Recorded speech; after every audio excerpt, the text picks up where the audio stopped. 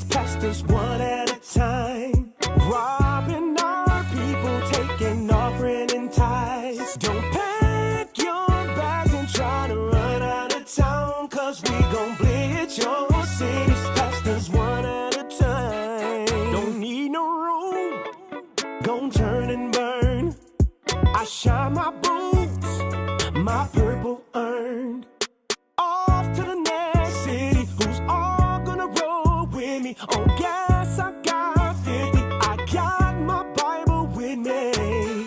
Finally, I'm in the green, I'm bold as a lion, got the heart of a king. We gon' blitz your cities, pastors one at a time, robbing our people, taking offering and tithes. Don't pack your bags and try to run out of town, cause we gon' blitz your cities, pastors one at a time. We gon' blitz your cities, pastors one at a time, robbing our people, taking offering and tithes. Don't pack your bags and try to run out of town, cause we gon' blitz your cities, pastors one at a time.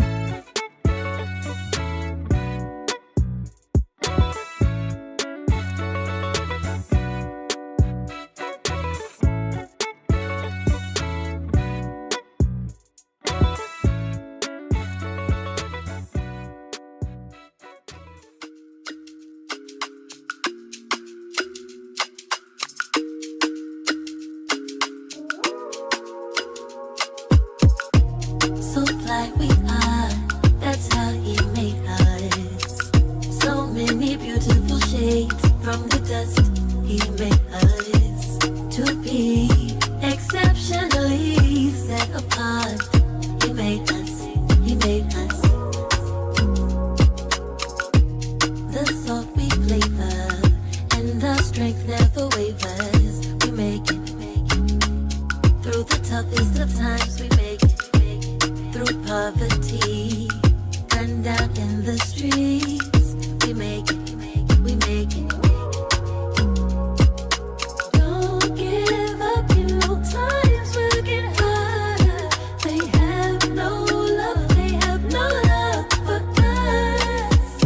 We're despised in their eyes, but just know that you're beautiful, one of a kind. So like we are, that's how he made us. So many beautiful shades from the dust. He made us to be exceptionally set apart. He made us, he made us, he made us, he made us. When we travel around the world, you see, ain't nobody like Jacob C. From our head to our toes, the skin we're in is glistening. We stand out, we shine bright, can't put out our light, can't put out our light. Don't give up, you know times will get harder. They have no love, they have no love for us. We're despised in their eyes, but just know that you're beautiful, one of a kind. So like we are, that's how he made us. So many beautiful shades from the dust. He made us to be exceptionally set apart.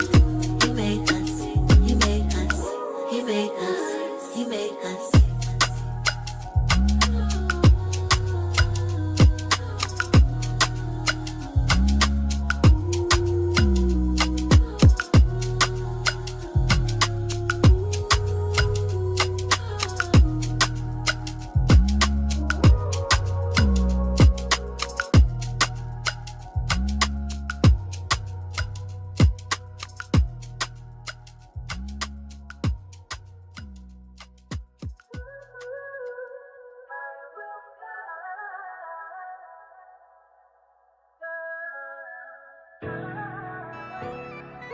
Ladies and gentlemen, may I have your attention, please, as we go through the following safety instructions.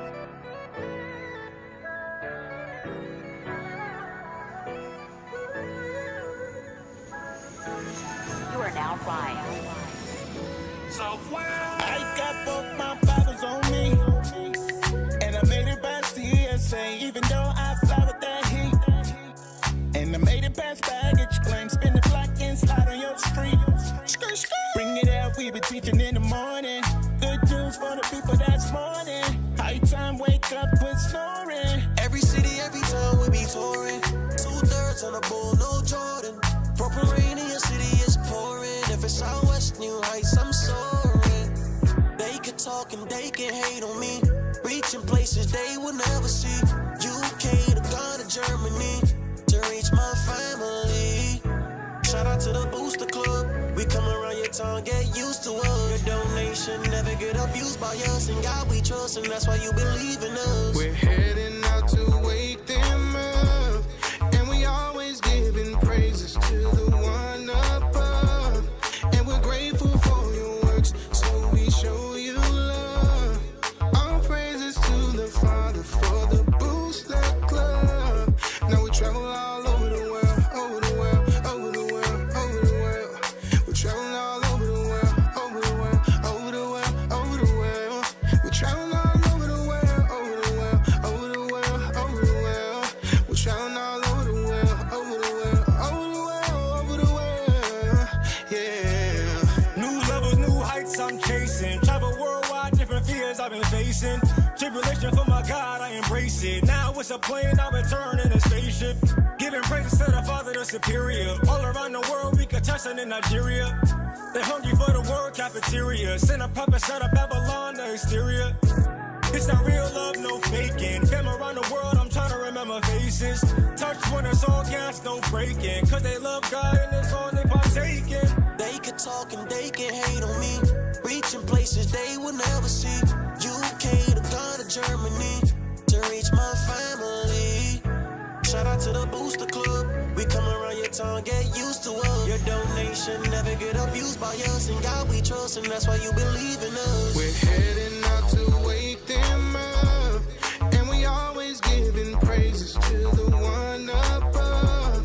And we're grateful for your works, so we show you love. All praises to the Father for the Booster Club. Now we travel all over the world, over the world, over the world, over the world. We're traveling all over the world, over the world, over the world, over the world. We're traveling all over the world, over the world, over the world, over the world. We're traveling all over the world, over the world, over the world, over the world. Yeah. I got the power. Come on. And the whole world in my hand. You don't want none of this. Power. My hand is warm, it's nappy as hell, and that's my power.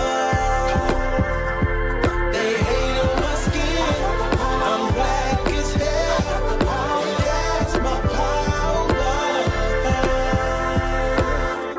You hate my image, 'cause I'm made. Ooh, I'm made in the image of God. My hand is warm, it's nappy as hell, and that's my power. They hate on my skin, I'm black as hell, and that's my power. Look, they hate on it. They took his image and they put a white face on it. I tell you, like Bambi, how dare you? Sheesh. We was made from the soil, but we not soil. We was made from the dirt, but we not dirt. They whitewashed the greatest image they had to. If I got cancer from the sun, I'd be mad too. I wear my melanin, I ain't got any tattoos. No ink on me, no markers. I'm light skinned, but shit, I wish I was darker. This time I'm doing it right with no author. Keep pushing, go harder. Yeah, keep pushing, get smarter. Like, I got it. Rest in peace to Mohammed. Rest in peace to your Christian church. That body's filled with embalming. I know that they gon' hate on me, but I'm just speaking Ebonics. Yeah, your church I cannot sit through. Leave me alone. I love myself and my big nose and my nappy ass head that a comb can't get through. My handmade woman is nappy as hell, and that's my power. They hate on my skin, I'm black as hell, and that's my power.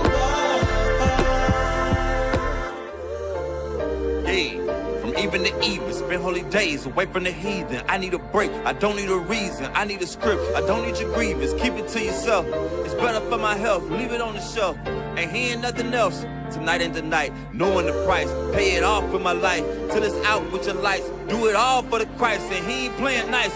Knew the end from the start. Fix your face like it's art. The sons of a simp, call him Bart. Yeah, you did your best, played your part. But now it's time to cut you to the heart. Flex on occasion, it's the strangest of the salvation. You see it, believe it, amazing.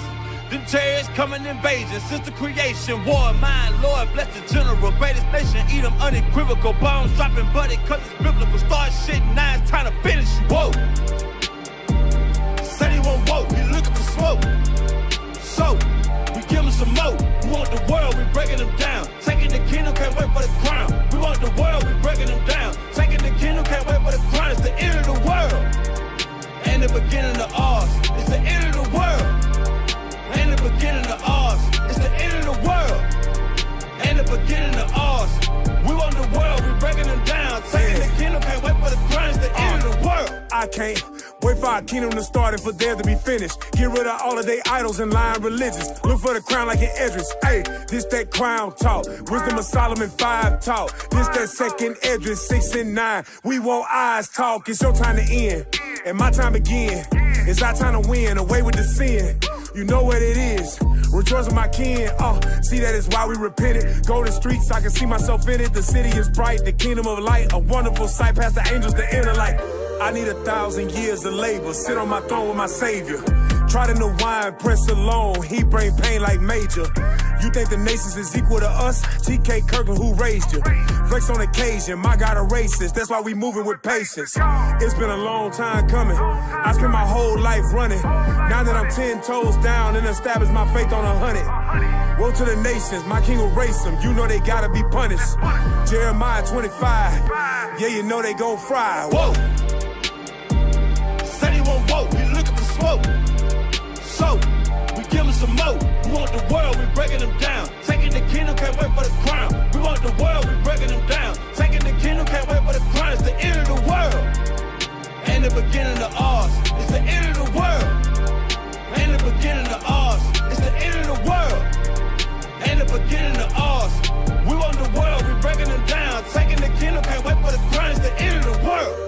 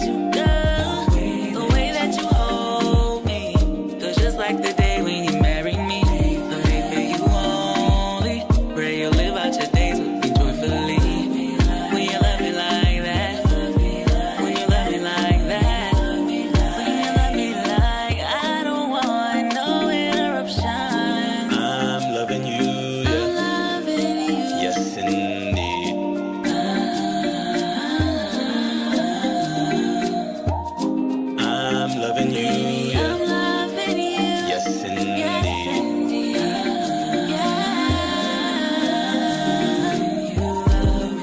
I just wanted to enjoy this moment with you. I need your love and you love me. I just wanted to enjoy this moment with you, uninterrupted.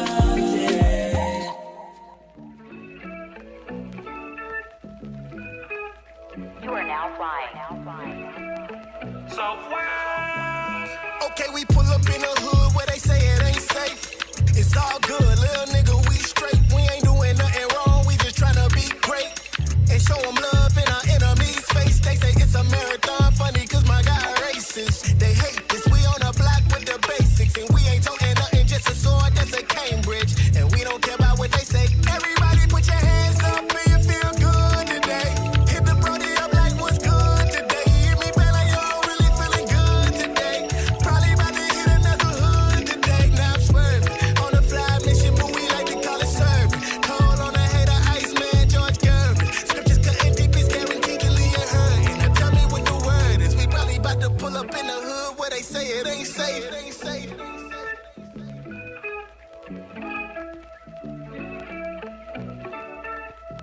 A lot of these niggas be in chairs, they can't stand us. Hearing us march is like an anthem. Yeah, we heal the sick, the lame, we tell them stand up. But some of these niggas is bitter, they bring cancer. Some of these preach for higher, we bring answers.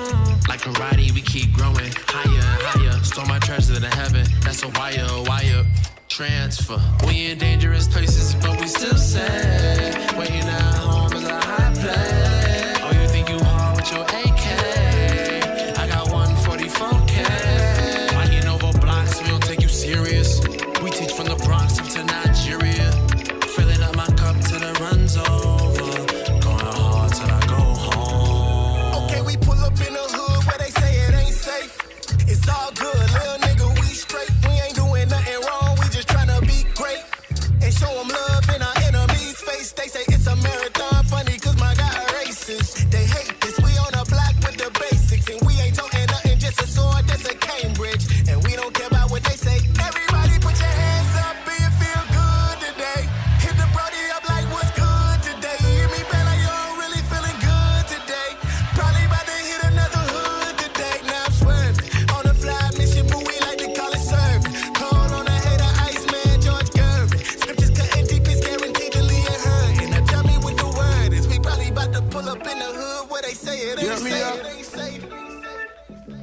I've been searching my out, like trying to figure out where to fit in. Bishop pulled up on me and told me, Lord, I'm to get in. This was on the side, but we post up some like fishing. This was well accepted, no longer know what to get in. Super Saiyan demons and doctors, some like with Goku. 1611 King James Version, that's where we go to. Just keep on your seatbelt and know that there ain't no eating. And if you see them cherries and berries, don't get too scary, Mrs. Officer, Mrs. Officer. Please take the handcuffs off of us. We ain't hurt nobody, so get off of us. And reading 1611 is the law for us. You ain't my kin, but excuse my friend. I represent the jungle, I'ma say that then. I remember Holy Spirit, now from way back when. And I know you pulled me over, cause from way back Bitch, we then. probably about to pull up in the hood where they say it ain't safe. It ain't safe. It ain't safe.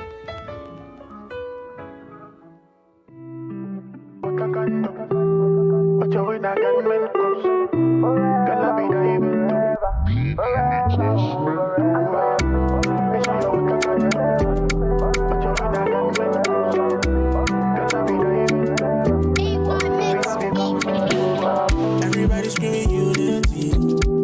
You got me unity. Everybody screaming unity.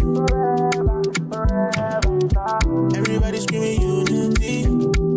You got me unity. Oh. Everybody screaming unity. Forever. Call on me whenever. When I get 316, my body needs me. I'm here, whatever. We must come. It's that time again. Yeah. Ya la hora. You know, power hour.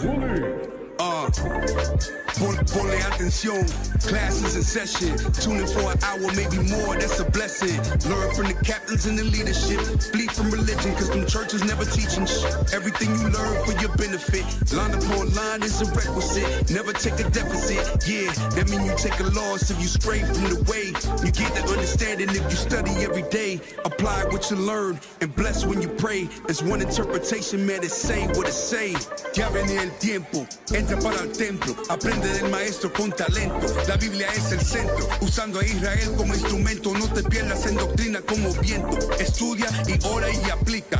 Tiempo para Dios, ven, hace una cita. Escritura dinamita, morenos y hispanos israelitas. Oye cómo explica Israel unido en Cristo para la vida, nunca se divida.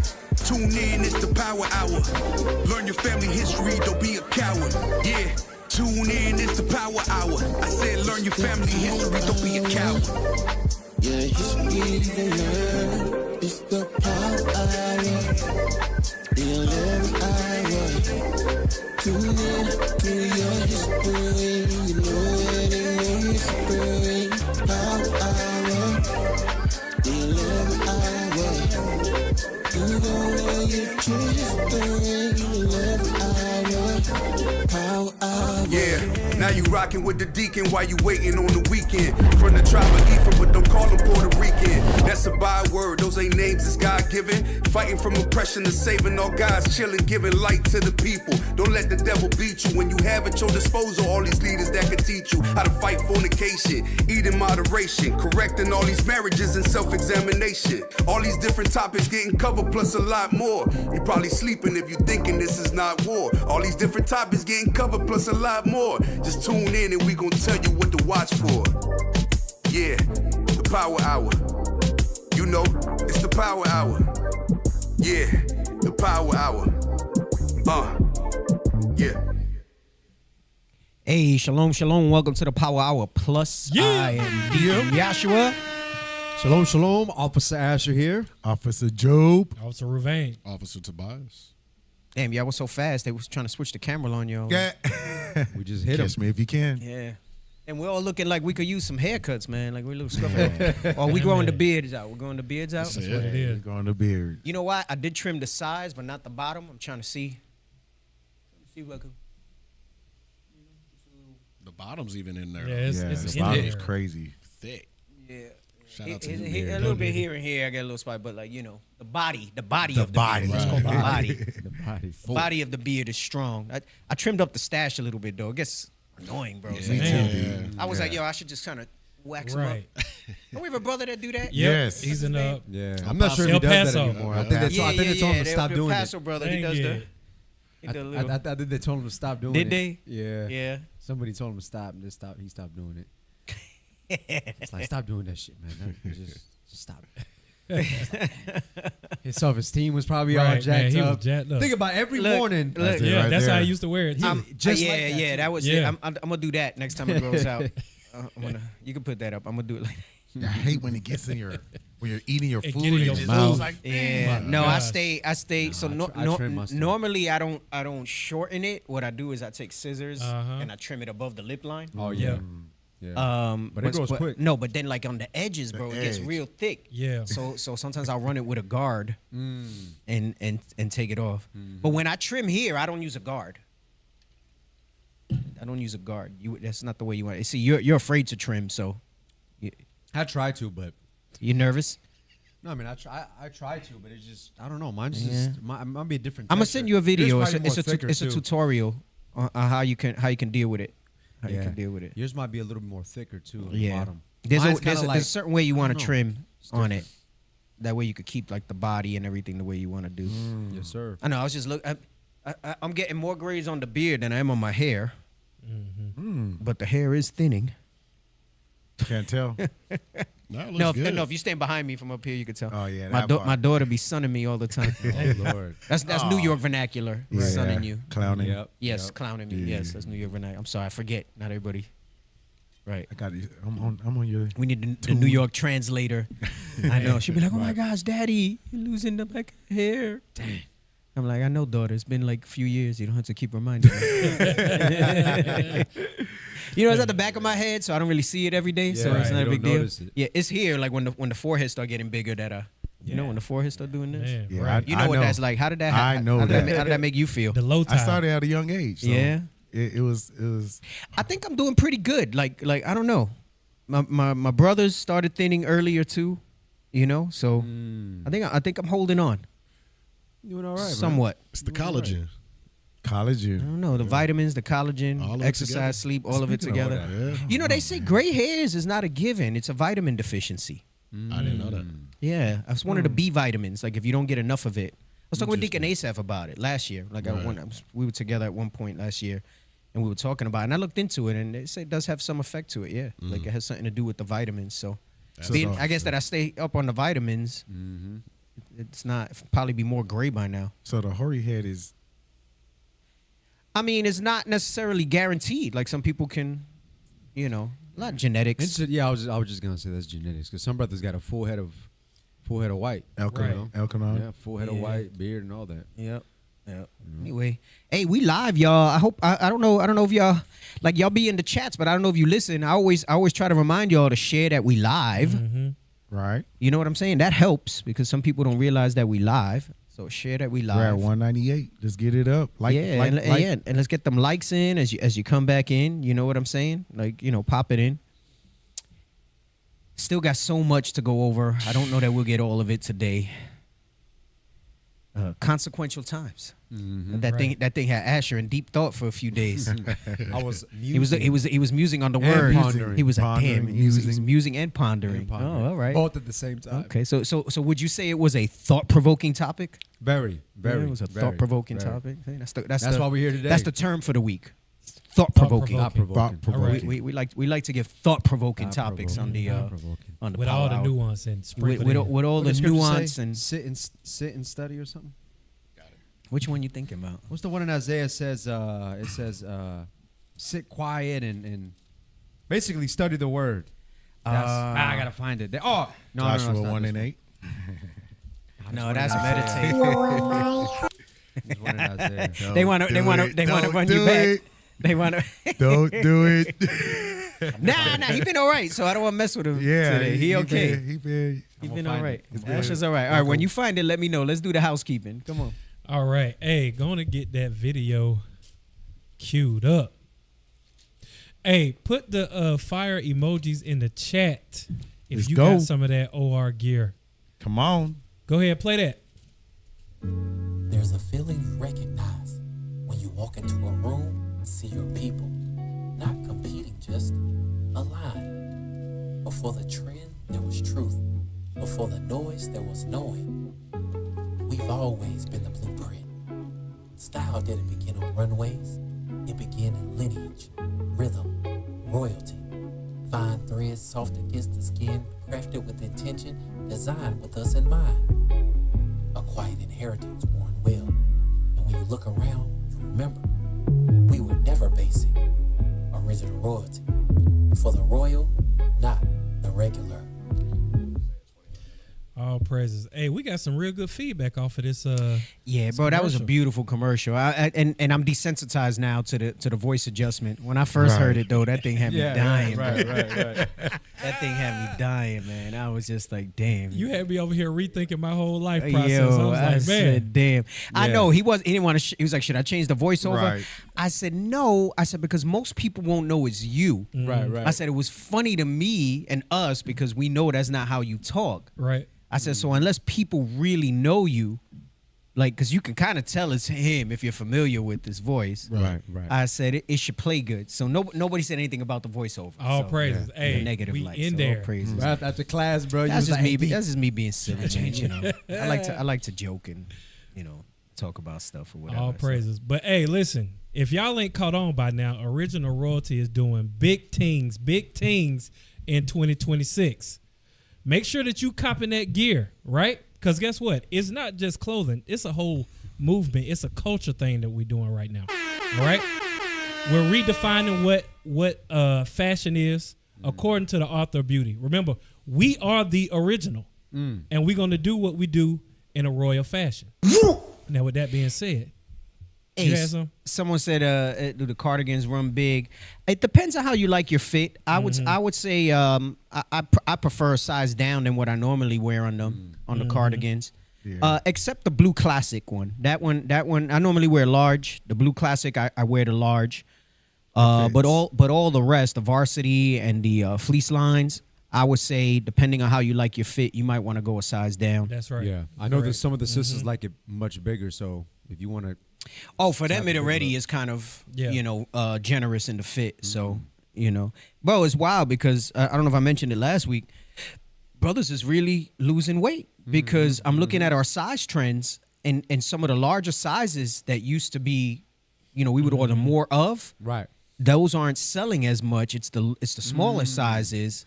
Some good stuff. Yeah. So, and I noticed that across even the VIP stuff, so that I know it's brothers, not sisters buying a smaller size. Yeah. On the cardigan. So I'm like, damn, praises. brothers. All praise the Most High. All praises. Spirit was on Bishop for us to stop being fat. Captain Shem to really start pushing the men. All praises. He had the spirit to stay on, brothers. Yeah, he still is. I don't waste my time, bro. You got to show me that you about it. Yeah, and that's then, true. That's true. Every now and then I like sharing that type of information. So y'all see me put stuff out, and I'm not saying I'm the expert, but I know things that have like helped for me. Like I was chopping it up with the captains last night. We got news that there's a brother that has a heart blockage. All right, 90% blockage. So prayers up for him. I believe he's having a procedure tomorrow. I'm not gonna say his name because I don't want to put him out there if he don't want that. But there's a brother amongst our midst, young brother too. I think he's younger than me. Oh wow. I think so. I think he's younger than me. He got 90% blockage. Just know that there's a brother that needs your prayers. He's gonna have a procedure to try to clear that thing up. All right, but we started talking about like that and not being casual about it because most of us are genetically prone to that. Being Jake, right? Like. But not prone to being 90% blocked. Like I was trying to say to the captains, like, we have to be much more, we have a disposition for those type of things to accumulate in us. Metabolic syndrome and high cholesterol and blockages and things like heart disease is more prevalent in our communities. I think, so a lot of it's genetics, but it's also lifestyle and how we're raised and the type of foods we eat. And, like we don't really. Active. Yeah, so like we don't really deal with that stuff, and what we think is active is not enough, and Right. man. You know what? There was one I wanted to send you. Hold on, I saw it earlier. Being that we're talking about health, I'm gonna send this one. I'm gonna show you what the issue is with a lot of our people. Let me send this over. Hold up. Somebody say something while I look for this. I was gonna say, I know you've been adamant this week in regards to us making sure our health is on point, especially the overweight brothers, man, because like you said, in Jake is prevalent, these particular issues. So how much the more when your health ain't on point? You overweight. Right. So, I just think a lot of times, like with anything, with most people, but especially with us, that there's a lack of accountability. Like we default to that. I think a lot of it's the way we're raised. Like we push forward that generational trauma and things like that, rather than really standing firmly on what we're able to control and manage in our lives. And I'll explain what I mean by that. In order for us to seek repentance, get 1 Kings 8:47. In order for us to seek repentance, right? Start at 46, actually. I want to make a quick point. I'm not going to read the whole thing, just a couple verses. It ties into the point that I'm trying to make right now. The book of 1 Kings, chapter 8 and verse 46. If they sin against thee, for there's no man that sinneth not. So my point I want you to realize, there's no man that sinneth not.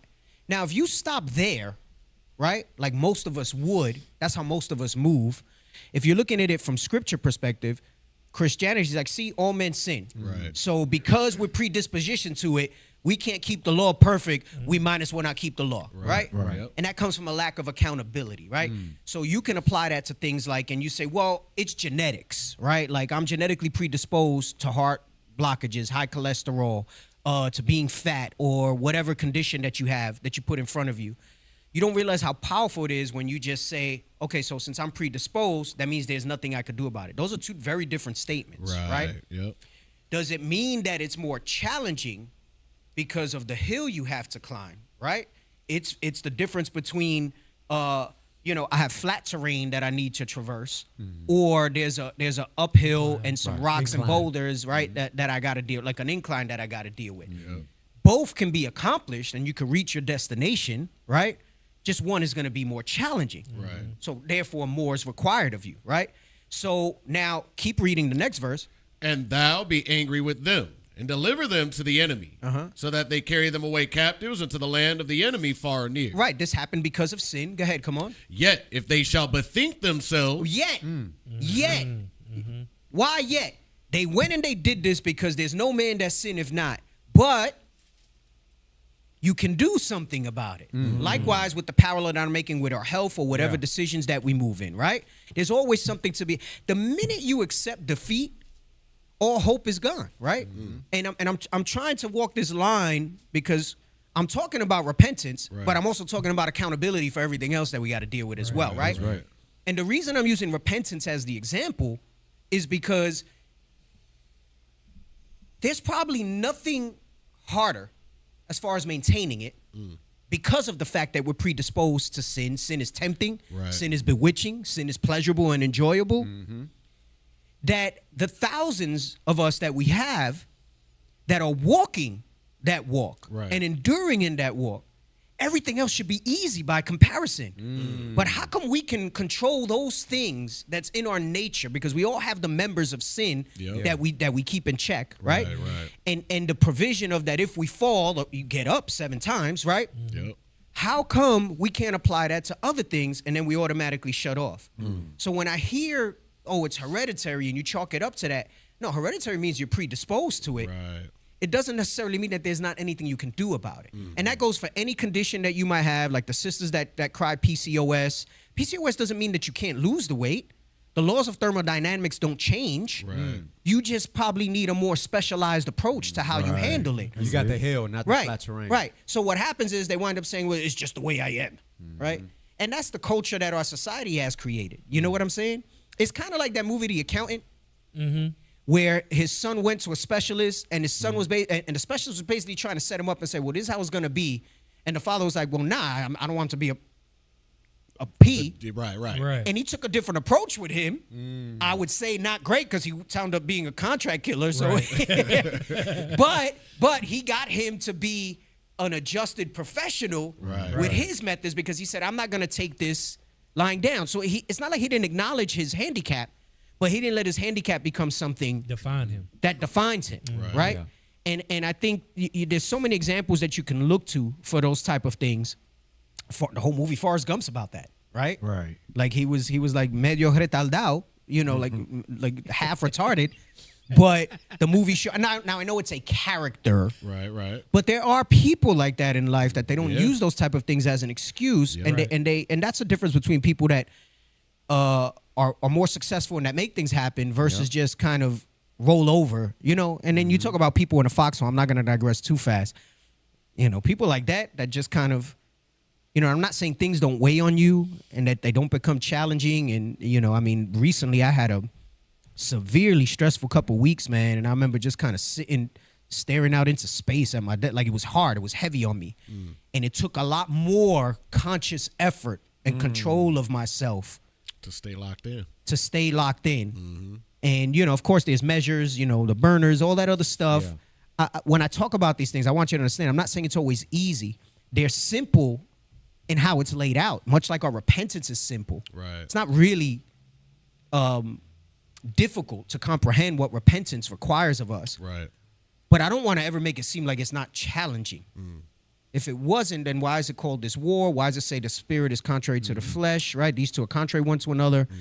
And everything that we got to deal with, you know, we wouldn't have all the edifying scriptures that tell you that you can. I don't think it ever says that it's easy. It's Romans 7. When you really think about it in the scriptures, contrary-wise, it says that it's gonna wrought in you all manner of things. If anything, it's gonna magnify where you're really weak if you stare it in the face. Right. So anyway, back to my point about fitness, and you apply this to or hereditary conditions. What it should inspire you to do is to be able to, and we're gonna come back and finish these verses up. What it should inspire you to do is accept the accountability first. Yes, acknowledge that you have something that's could be a stumbling block to you. And then get to saying, let me get around it, right? So read that part where it says, but yet. Verse 47, yet, if they shall bethink themselves. Oh, but he says, but if you stop, if you take inventory of yourself and accountability of these things. Go ahead, come on. In the land, whether they were carried captive. Meaning under any circumstance, because we could say, well, damn, Lord, we can't do this because we're around a whole bunch of sin. Right. I can't do this because I have hereditary conditions, and around me there is all types of fast food and junk food, Drive-thrus. Bro, and then what happens is when you don't accept accountability, you make excuses. I don't eat that bad. I don't eat that much. I don't eat. Well, clearly the results show otherwise. Right? Clearly the results show. Tell me the starving kids in Africa that they used to show you in the 80s and 90s. Right? Kathleen Gifford. Right. And you telling me, it might mean that you have to have a lower calorie deficit. Right. It might mean that you have to maybe not eat with the flexibility that some other people can eat because your impulses are too strong for you to control them right now. So don't eat some hyper palatable food that's gonna make you like Oreos, right? Like I don't F's with Oreos, man, when I'm trying to diet. Because Oreos is one of those things that you get. Doritos, cheese doodle puffs. You know what I'm saying? Like, I can't have just one. I can't just have a serving. So don't even entertain it. Right? Don't even entertain it. Okay? But go ahead, come on. In the land, whether they were carried captives, and repent and make supplication unto thee. Right. So we don't need to keep doing it. The point that I'm trying to tell you is that it starts with, there's no man that sin if not. And Christianity takes that and says, well, see, therefore, don't keep the laws because nobody can keep them perfect, right? But yet what you read here is what's being said is that, no, in spite of those things, actually look at those things and use those as your lever to say, damn, I can't give no passage. Flee from sin from the face of from the face of a serpent. Right. Flee from cheeseburgers, milkshakes, Oreos, whatever it is that's your vice. Fried chicken. Whatever it is. Right. Whatever it is that's your vice. Right. And when you accept accountability, then you don't tell yourself the lies that you tell yourself as to why you are the way you are. Right. And it's not about, don't even try to bring the body positivity and all that. It is not healthy to be overweight. Right. There's a healthy weight range that they've established, right? Yep. And when you're in that healthy weight range, all cause mortality goes down significantly. It goes down significantly. Many of the sicknesses that we deal with stem from diet, lack of movement, and lack of respect for the sleep cycle where your body needs to repair and regenerate itself. It's kind of like if you have your phone, right? And I don't care. You got the people that say 5-6 hours of sleep is all right, that it's enough. I do well. Charge your phone to 50% and see if it's going to make it through the day. Right. And then what you do is it won't, right? Yep. You want that phone to have 100% charge when you wake up, right? Yep. So what do if you only got a 50% charge? Now you're looking for a plug.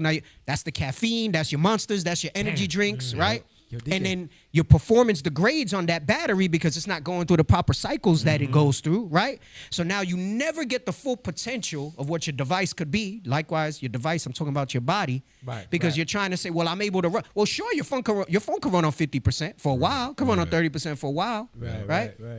But 100% is going to get you a lot further, and your efficiency is going to be better on how you, the performance on the phone, everything else that you do, right? Yep. So I try to make these analogies because it's the stuff that I hear from people all the way. And sometimes I just wink at it because I'm like, I'm not going to waste my breath. People convince themselves of things or whatever. So, I might just laugh. I might just joke with you. But, and I'm not saying I'm perfect. Like I've been trying to push for like some extra pounds and, I've been more maintaining lately because like I'm not really. But I know it. I know it. I can sit down and say, damn, I'm kind of letting myself indulge in some of these things. But it don't take perfection to move forward, D. It doesn't. And that's the thing. What happens is if you don't accept accountability and you chalk it up to hereditary or conditions that you might have, rather than looking about how behind those conditions there's things you can do and still be successful, right? And I'm talking about being healthy, not the appearance, right? We've gone over ad nauseum on this show about we got to stop that mentality of thick. I mean, oh yeah, thick. Hey, you know what's nice if you like thick? Muscle instead of squiggly fat, right? You ready for this jelly? I don't want jelly because imagine how jelly's gonna look when you're 70 years old. Oh my God. Versus the firmness, and it's a different look when the muscle's full or whatever. You can still be thick, right, and have it with muscle and not be huge.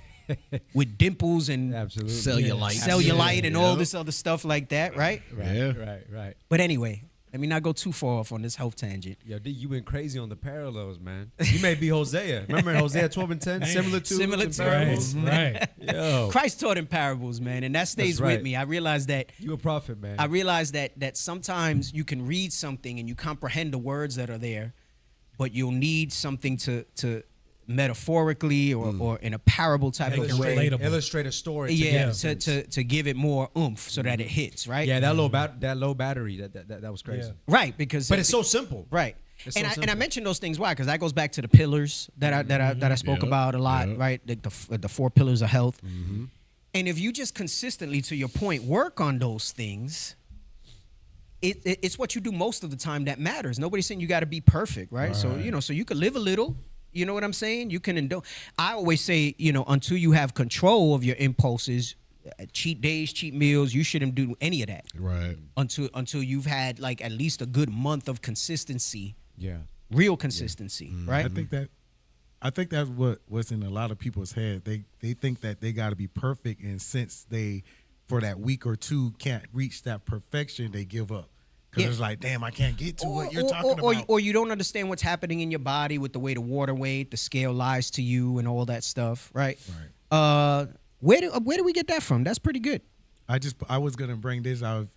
Yeah, go ahead. You can bring that out, and then we'll go back to my clip. It was going to tie into what you were talking about, how accountability. People that lack accountability lacks being proactive. Read that real quick. A lack of proactivity is a slow killer because it allows small, ignored problems to erode success, relationships, and health over time, rather than dealing with them immediately. It is characterized by complacency, inaction, and avoiding necessary, albeit difficult, actions. Those excuses. That's heavy, though, because change is only brought about through adversity, right? There's a saying that it says success is a poor teacher. We learn from failure. Right. How do you learn how to ride a bike properly and not fall down? You bust your ass a few times, right? And you don't like the way that feels. Do that again. Right. You don't like the way that feels, right? And so you figure out the mechanics of that thing. Right. You're scared at first. There's trepidation. There's all that stuff. But then as you start doing better, you start building confidence, right? And it just changes the whole dynamic. And that applies to almost anything. That applies to almost anything in life, right? Applies to almost anything. Go back to the video that I was going to show, right? So because you don't accept accountability, you start making these excuses for yourself.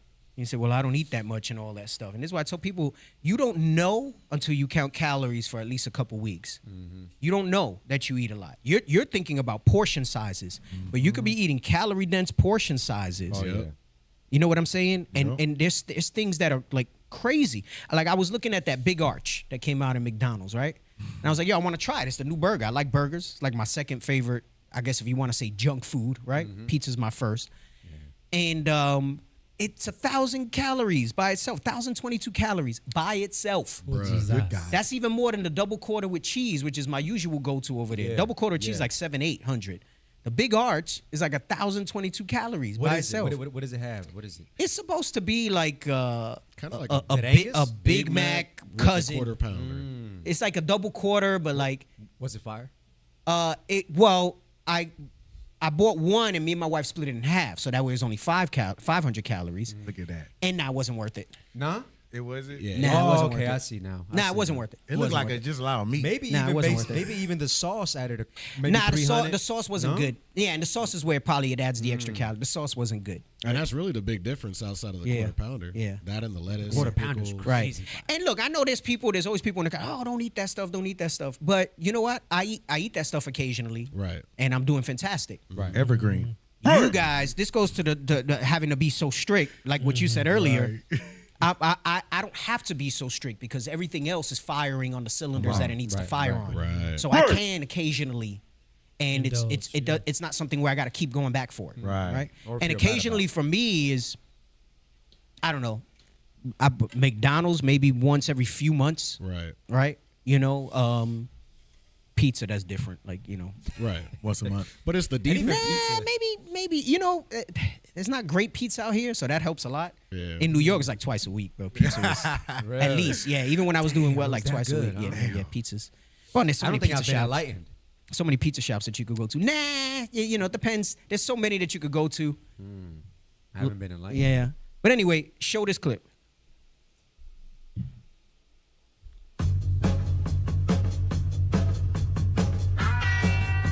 When you start calorie counting and you find out you've been eating for a family of 4. The look.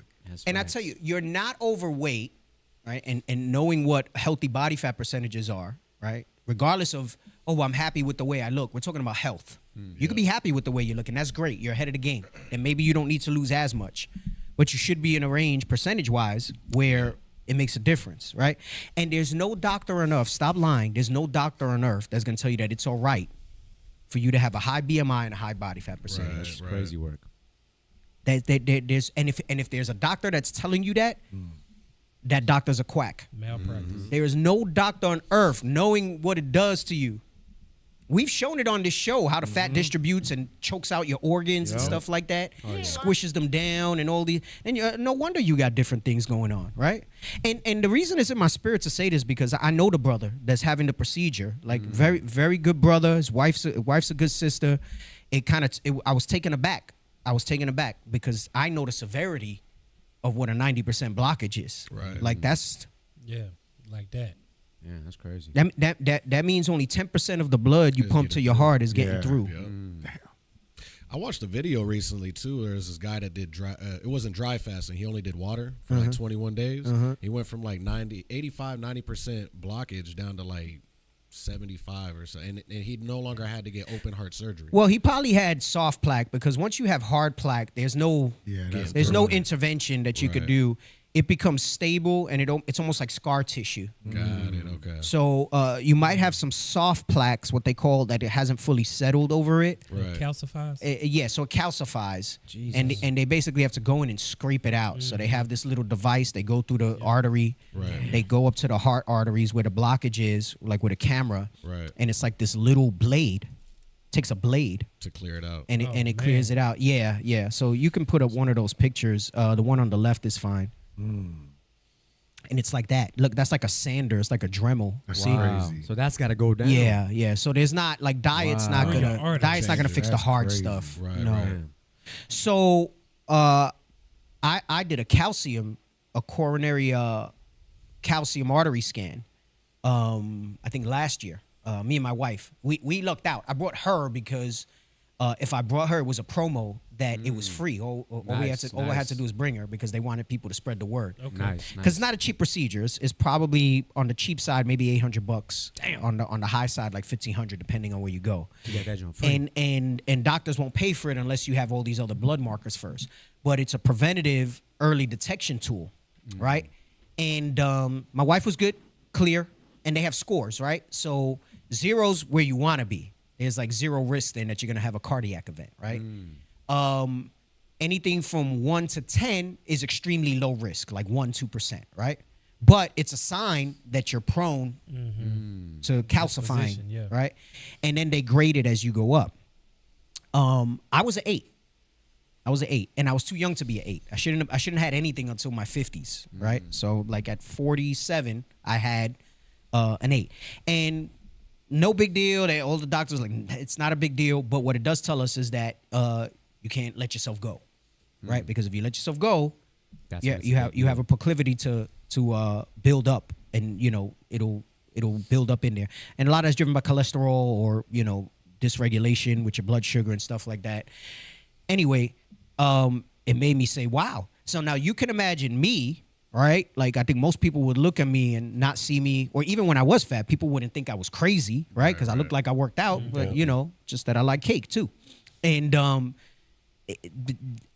being genetically predisposed to that. So how much more if you don't? What might you have going on there? Right.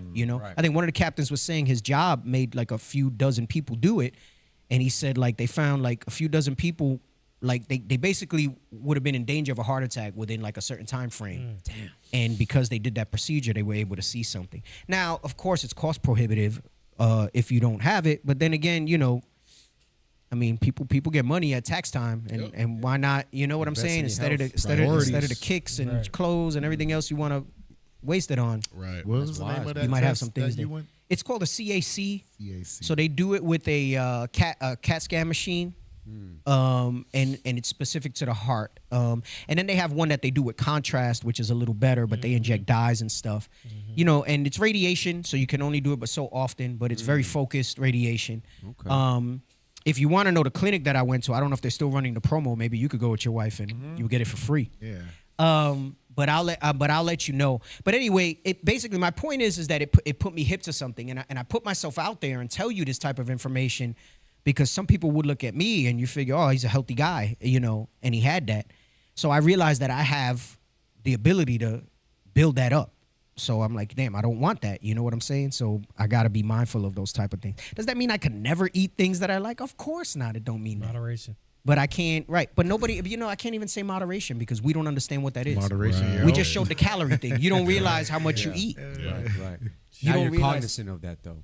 Hey, Diggy, you know what this reminds me of? If I could read it for you. Damn, it's still hella hot in here, man. Can you lower that air more? I don't know what That's temp you crazy. put it on. It is out here.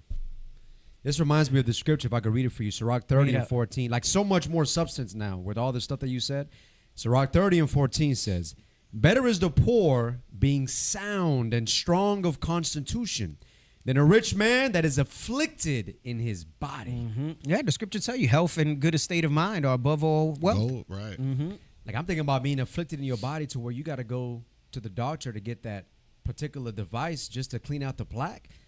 If it was that you had a sound and strong body, you would have never had to go through that procedure. Yeah, you know? yeah. So just like the scriptures don't lie, man. Yeah, and I mean, when you get to a point where you have, you know, high blockages like that, like I'm not saying the diet won't help. It's going to help extremely for it to progress.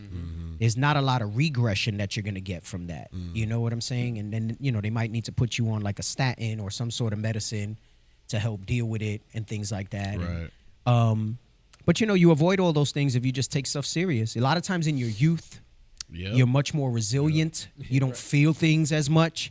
That's facts. So you kind of abuse yourself in your youth, and then it catches up to you. Like, you know, like bad sleep habits, you know, there's short-term effects and then there's longer lifetime effects that happen. And they know that sleep's one of the things that'll help when you have a predisposition to something, right? Yep. So get me the one about hormone effect on dieting, all right?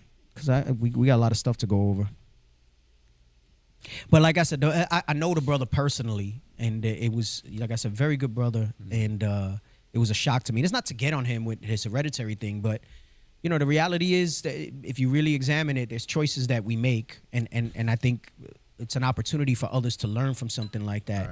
Like I said, keep the brother in your prayers, all right? But go ahead, come on. I'm not a big believer in the whole calories in, calories out being everything, because there's a hormonal effect that you have of putting foods in your body. What's more important for fat loss, calories or hormones? The answer actually isn't as straightforward as you might think. Calories in versus calories out states that if you eat less calories than you burn, you lose weight, which seems a little bit simplistic because fat loss is pretty complicated. And some people say it has nothing to do with calories and it's just about optimizing your hormones so that your body is in an optimal state to burn body fat. But here's the reality. It's not one versus the other. Hormones absolutely matter. They just work within the context of calories in and calories out. Let me explain. For example, low amounts of thyroid hormone can reduce your metabolic rate, meaning you burn fewer calories at rest. Lower testosterone levels can reduce muscle mass, which means that you'll burn fewer calories every day and increases your likelihood of storing fat. Higher ghrelin levels can increase hunger, which means that you might eat more food. Lower leptin levels reduce the signal to your brain that tells it that you're full, so you might overeat calories. High cortisol levels can increase appetite and cravings, especially for calorically dense foods. And in conditions like PCOS, hormonal shifts can influence appetite regulation, insulin sensitivity, and even slightly reduce your total daily energy expenditure. So hormones clearly matter. But notice what's happening in every one of those examples. The hormones are either influencing how many calories you eat, how many calories you burn, or very importantly, what your body actually does with those calories, which means that hormones don't replace calories in versus calories out, they simply affect it. Fat loss still requires a calorie deficit. Hormones just influence how easy or difficult it can be to maintain that deficit. By the way, if you're ready to start losing body fat and building muscle sustainably, So that's the point. It's not one versus the other. I will coach you myself to 10 help seconds jumpstart ago. your Dios santo. Somebody needs a Monster Energy in there. He's not listening. Oh, Jesus. So it's not an excuse, right? But it does make it harder. And I've said that before. Yeah. I've said that multiple times on the show. But because we don't accept accountability, we kind of go, right? And it's just what it is. And we chalk it up to that and we roll that way, right? It's the analogy I gave of walking on a flat terrain or walking up an incline with obstacles, right? And it just means that it affects how you burn calories. You know, we said it affects one or two things. Your hormones are either dysregulated enough that it makes your hunger signal stronger, so then you eat more calories than you should, right? Or it affects how much you metabolize, your basal metabolic rate, and then it means that you probably need a lower, you need to find your deficit. So you'll start with a number, right? And it might not be for you because it depends on your activity, your hormonal state, and all that stuff. So what does that mean, though? If you're not losing weight, that means you need to eat less calories. So that means an adjustment. So if you start with like let's say a 500 calorie deficit, right? That probably means that wasn't your true maintenance that you started from, right? That means you need to go down, and you don't have to go down drastically. It might just be another 100, right? It might just be another 50 a week, a day. I mean, and then because 100 a day extra is an extra 700 a week, and then it gets you to where you need to be, right? That's versus saying no, right? And like I said, any doctor worth his salt is gonna know that. He's not gonna tell you, well, no, you can't lose weight because you have this, you have that. He's going to say it's going to be a little more challenging, right? So what are ways you go around that? Steps, move more, right? I mean, really, move more, eat less. Right.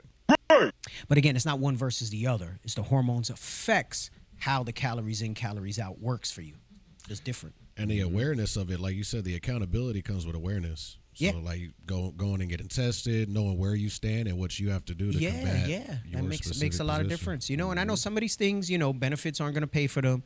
Right. But there's a lot of programs out there. I spoke about Function Health that I think is extremely reasonable for the amount of. It's cheaper than if you had benefits, right? The Function Health membership, and they'll probably raise it as it gets more popular. But right now, it's like so affordable for the amount of data that you get from it. Some of them even give you. Function Health has affiliations now where you can get access to lower cost that heart scan that I spoke about, or even MRIs to check things out proactively.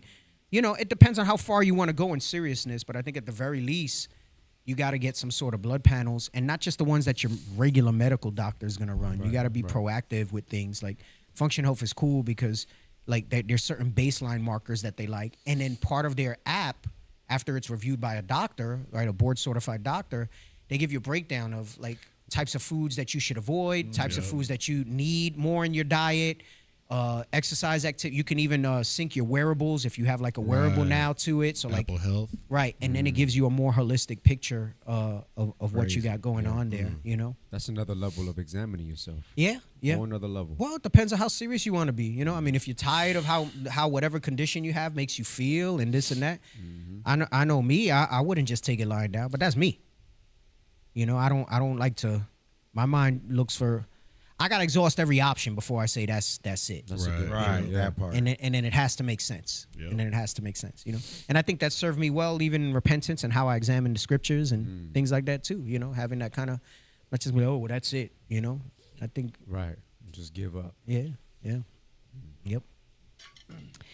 Anyway, so I pray that y'all get some understanding of that piece. I'm only gonna do those 2 health pieces today. I got so much more.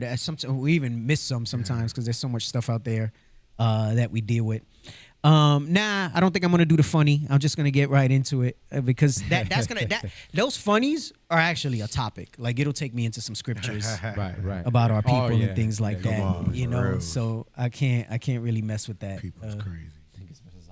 Yeah, that thing is funny as hell. But all right. So what is this one? Oh, is that the hypercognition? Is that the one? Metacognition, or they call it hypercognition. Yeah, I'm not gonna use that today either. But that's good because that goes into examination and stuff like that. Deke said today's prophecy day, boy. I don't know if it's prophecy as much as it's just me musing. Or thought-provoking. Thought-provoking. I think that's the word, right? That's the word of the week. Yeah, no, we're not gonna go over that. I guess we can drop that. The time has come. Maybe that comes into play. I don't know. Nah, let me go into what I got here first, and then it'll re-guide us and set us where we're right. Okay, it'll set us right. So let's jump into the main topic, right? It's called the shortening of days, all right? The shortening of days. We're going to still talk about Iran. President spoke tonight. How many of y'all knew this president spoke tonight? I was listening to him while I was driving in. Did you listen to it? I didn't listen to it, but... You know, I get it, right? Like we say, the hell with this place and all this other stuff like that. But I think when the guy that the Lord has appointed to run the world talks, right. I think we need to pay attention, right? I think we need to pay attention. I think far too many of us don't, and maybe that's not your whole thing, but you should have a general awareness, right, of kind of what's going on and what's being said and stuff like that. It was brief. I mean, he said some things that I can key in on, but for the general public, he said a lot of nothing too. You know what I'm saying? Like when I think about it. But Iran is still in the mix, and we know Iran is central to the end of days, right? Like so, very. You know, you might be seeing a lot of that going on, and like I said, I've said it often. We should have a good balance, right? Like, shout out to Deegan Abiel. Now that I'm speaking about a good balance, he gave a fantastic Sabbath class. Right. I think Asher was saying like it reminded him of what Bishop was going over, what I had went over, and then he kind of went in that same vein. But on the proving piece, hard, and he brought. If you didn't get to see it, I think you need to go back, especially if you're single or proving or looking to prove. Right. Powerful, and I think even anything that has to do with marriage or potential for marriage, even married people should look at. Very, very good class. I told him that it was fantastic. Definitely.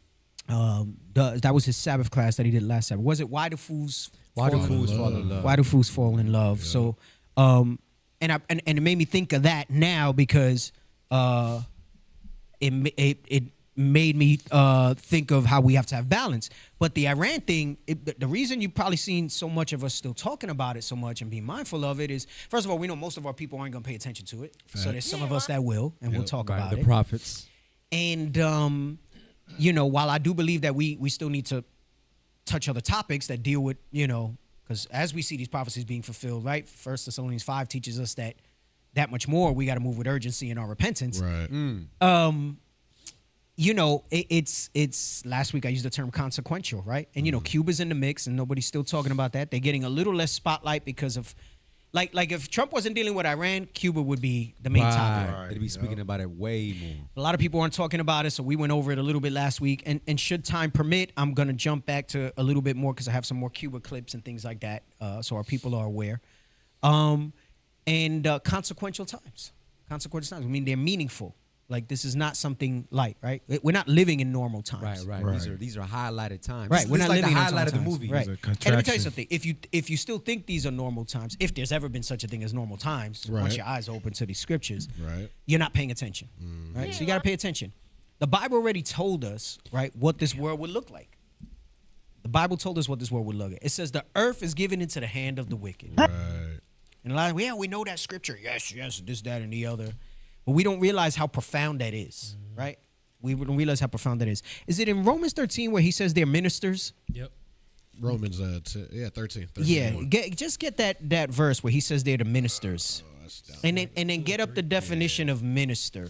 Let's dissect that a little bit. Verse 4. But get it ready. Don't read it yet, but just get it ready, right? So the Bible teaches us that the earth's given into the hand of the wicked. A lot of times most of us will just look at that and be like, what? But you ever stop and think to yourself, why is that even written?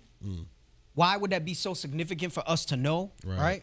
If not for us. So, you know, the scripture says we don't sleep as others do, right? And it doesn't just mean that some of us are able to look at things in the scriptures and say, this is what this is saying and this is what that's saying.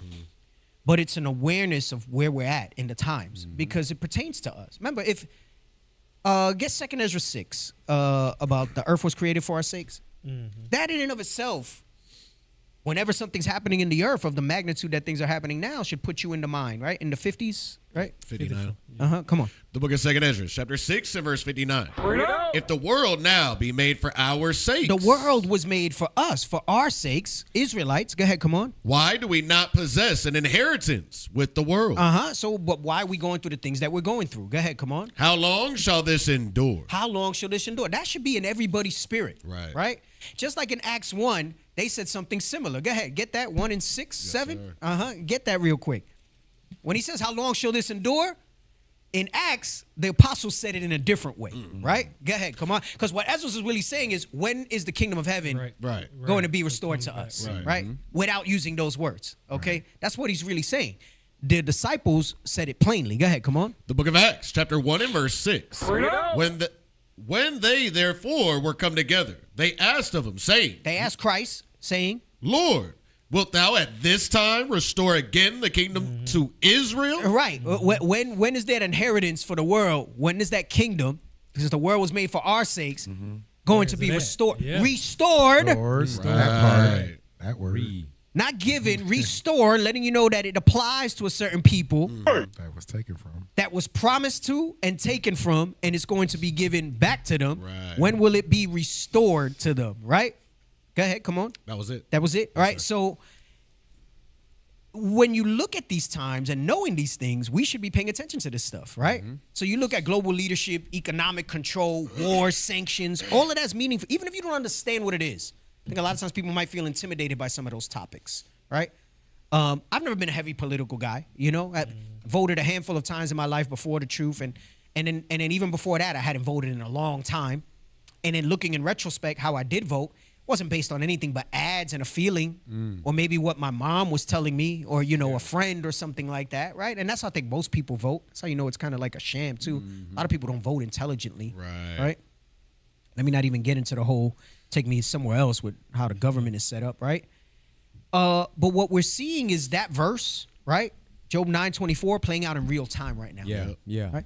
So I don't know. For me, it's, like I said, sometimes I even got to take a step back because I'm reading all this information, or I'm watching the clips and this and that. And I think you got to be careful, too, because we know that mouth of the dragon, remember I spoke about last week, they try to do it in a deceptive manner.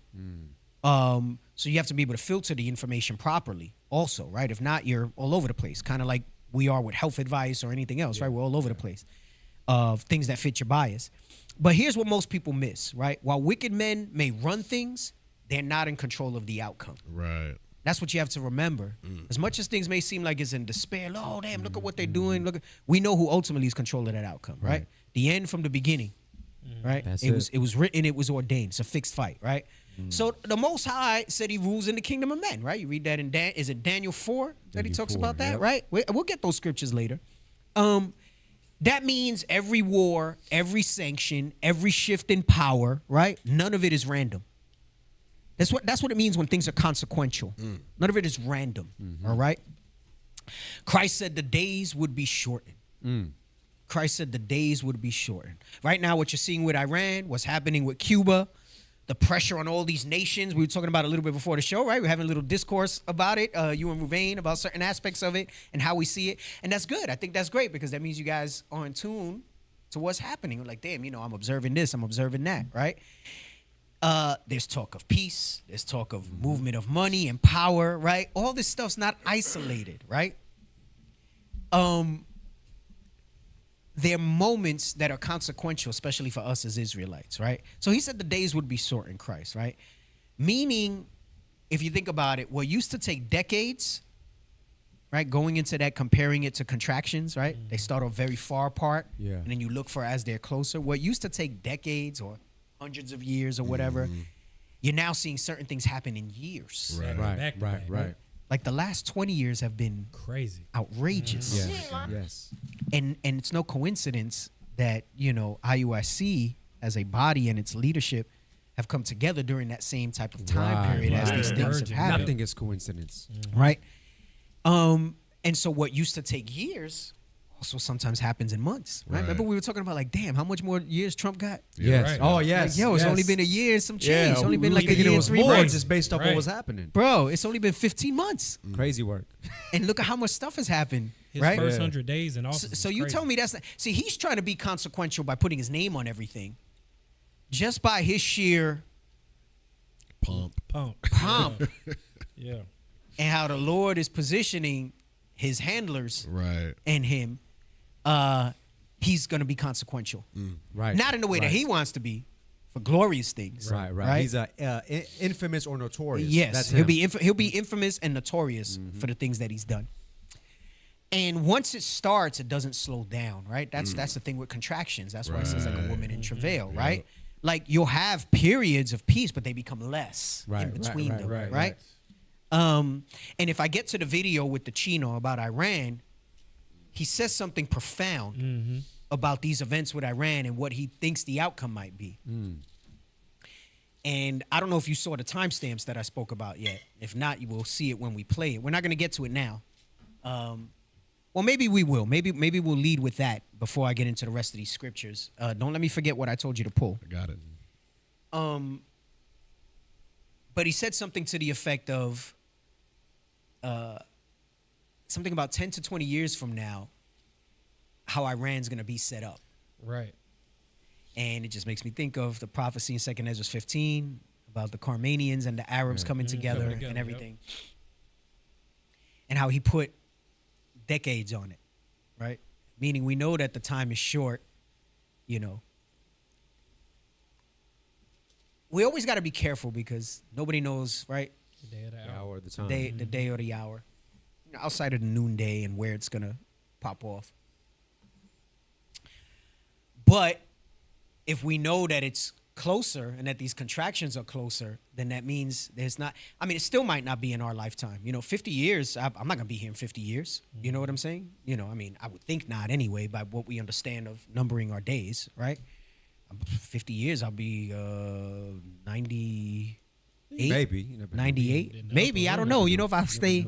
if I stay vital, right. Tobin lived like 100-something. Joshua lived over 100. But the scripture says by reason of strength, 80s, right? So I mean, anything beyond that's reason of strength. I know God knows. God knoweth. God knows, right? I might not be here tomorrow, Lord forbid, you know. But, scripture calls it travail. It uses the term travail, right? It says woman in labor, contractions getting closer, intensity increases. Wars, economic pressure, nations rising and falling. All right, the world uses geopolitics. We know that it's the beginning of sorrows, right? It's the beginning of sorrows. So we're going to deal with Iran, Cuba. We're going to talk a little bit about the system behind it. We'll see where we go. We got information for y'all, right? And more importantly, what it means in the timeline of prophecy that no nation on earth can stop or change, right? They try to make you believe that Iran is this... super threat to the whole world. Trump said something today in his speech. I can't remember. I was listening to some of it while I was driving here. And he said something about the effect of his threat to the world. And I'm thinking, really? Like before this bombing and stuff had it, nobody was looking at... Everybody was talking about Russia and what's happening with Ukraine. Like nobody was looking at Iran like that. And you got all these idiots jumping on that. You know what I'm saying? Like dealing with that. Let me get the scriptures that I spoke about, right? Actually, let's start with what you said, and then I'll run it back, and then we'll show the video. You want to start at Romans 13? Romans 13, but I want to go straight to the point where he calls them ministers. Yes, sir. Go ahead. The book of Romans, chapter 13 and verse 4. For he is the minister of God to thee for good. Right, so he says to thee for good, right? Go ahead, keep reading. But if thou do that which is evil, be afraid. Right. Meaning what? He's not just a minister of good for us, meaning we could benefit from certain laws that he passes, from certain things and the way things are set up. Like here with the freedoms that we do have to be able to speak. I mean, we know that they restrict it, but because of those certain freedoms, we have a certain ability here that brothers and sisters in other countries have. That's why the truth in these last days sprouted up strongly here. This is the ground zero for all of that, right? So to speak. And we understand that a lot of that is like when we read last week about the earth will help and everything, it's us here that we're able to spring up. And then now we have people and boots on the ground in other countries and things like that reaching our people, right? But the point I want to get is that he says he's the minister for good or for evil, right? He's the minister of good for you if you're in the right spirit, things that'll benefit you. But if you're not, meaning the Most High uses him through Satan to accomplish the things that are in the earth, right? Now let's look up the definition of minister. Let's look up the definition of minister. All right. Let me see which one I want. Keep scrolling. Number 5. 5 is the best one, I think, right? minister, a person acting as the agent or instrument of another. Now, we know that their first instrument is they're the instrument of Satan. Right. But Satan is under God's authority. Get that really quick in Job 1. That really quick in Job 1. A lot of times I'll just quote the verse and not read it, but I got to remember sometimes that there might be people that are not, we can't assume that everybody's familiar with what we're saying. And sometimes we get new listeners tuning in and things like that, and we got to bring that stuff out. All right, go ahead. The book of Job, chapter 1 and verse 6. Now there was a day when the sons of God came to present themselves before the Lord. They were having their meeting, right? Whether it's weekly, daily, we know that they have a day. There's order in heaven. Right. You know how like here, like, you know, we'll have meetings, you know, department meetings. We'll have meetings for camp, meetings for war, meetings for this, right? God's all about order and structure, right? In the heavens, they have counsel, right? That's why the Most High puts so much emphasis on counsel here. People who disregard counsel, don't see the value of counsel in small and great matters. They don't realize the spirituality behind counsel. Counsel comes straight from heaven. Right. Because that's what they did. Even before the world was formed, they all counseled together. Right. So they're letting us know, and it's not the first time in the scripture that you read about this. You read about it in, is it Kings? Kings, yeah. About the lying spirit, right? There's other verses where you know that they convene, right? So it says there was a day, meaning they had a schedule. Right. That's the other thing. Talk about the. Let me not get into nookus and our lateness and our lack of urgency and things, right? And you know they wasn't late. They was on point. They was ready. Bro, would you be late in the sight and power of the Lord? That's my point. That's my point. But here on earth, because we got no respect for each other. So that's why we show up late. That's why we don't. Right, but that's not the topic today. I digress. I'll digress for the rest of the show if I go into that. I feel very strongly about those type of things, right? That's part of the error that Solomon saw in Ecclesiastes 10. It's not just that the servants were over us. Yeah, and I think it's in Romans 9 where Paul says, I wish I could be a curse from my brethren. Yeah, the things that our people saw was not just, a lot of times we think that's just, they saw the slavery and captivity that we're in. If you think about it, that's not it, because all of us lived through how many captivities up to that point? So when Paul says that he wished that he could be curse for our people's sake, what he saw was how far we fall. He saw the twerking videos. He saw the fights in Walmart. He saw the niggerdom amongst us, the lateness, the disregard for each other. He saw the changing of kinds. Dang it. He you got to think about everything that you see today. He saw that, right? Black Friday. See, that's why you got to meditate on scriptures. That's why you got to muse on scriptures. You can't just read the verses and be like, oh yeah, amen. You know, right. Yeah, you got to move beyond that. But anyway, come on, go back. The sons of God came to present themselves before the Lord, and Satan came also among them. Right. So letting you know what? Satan's part of the council. Right. So remember, we spoke about Esau being ministers, right?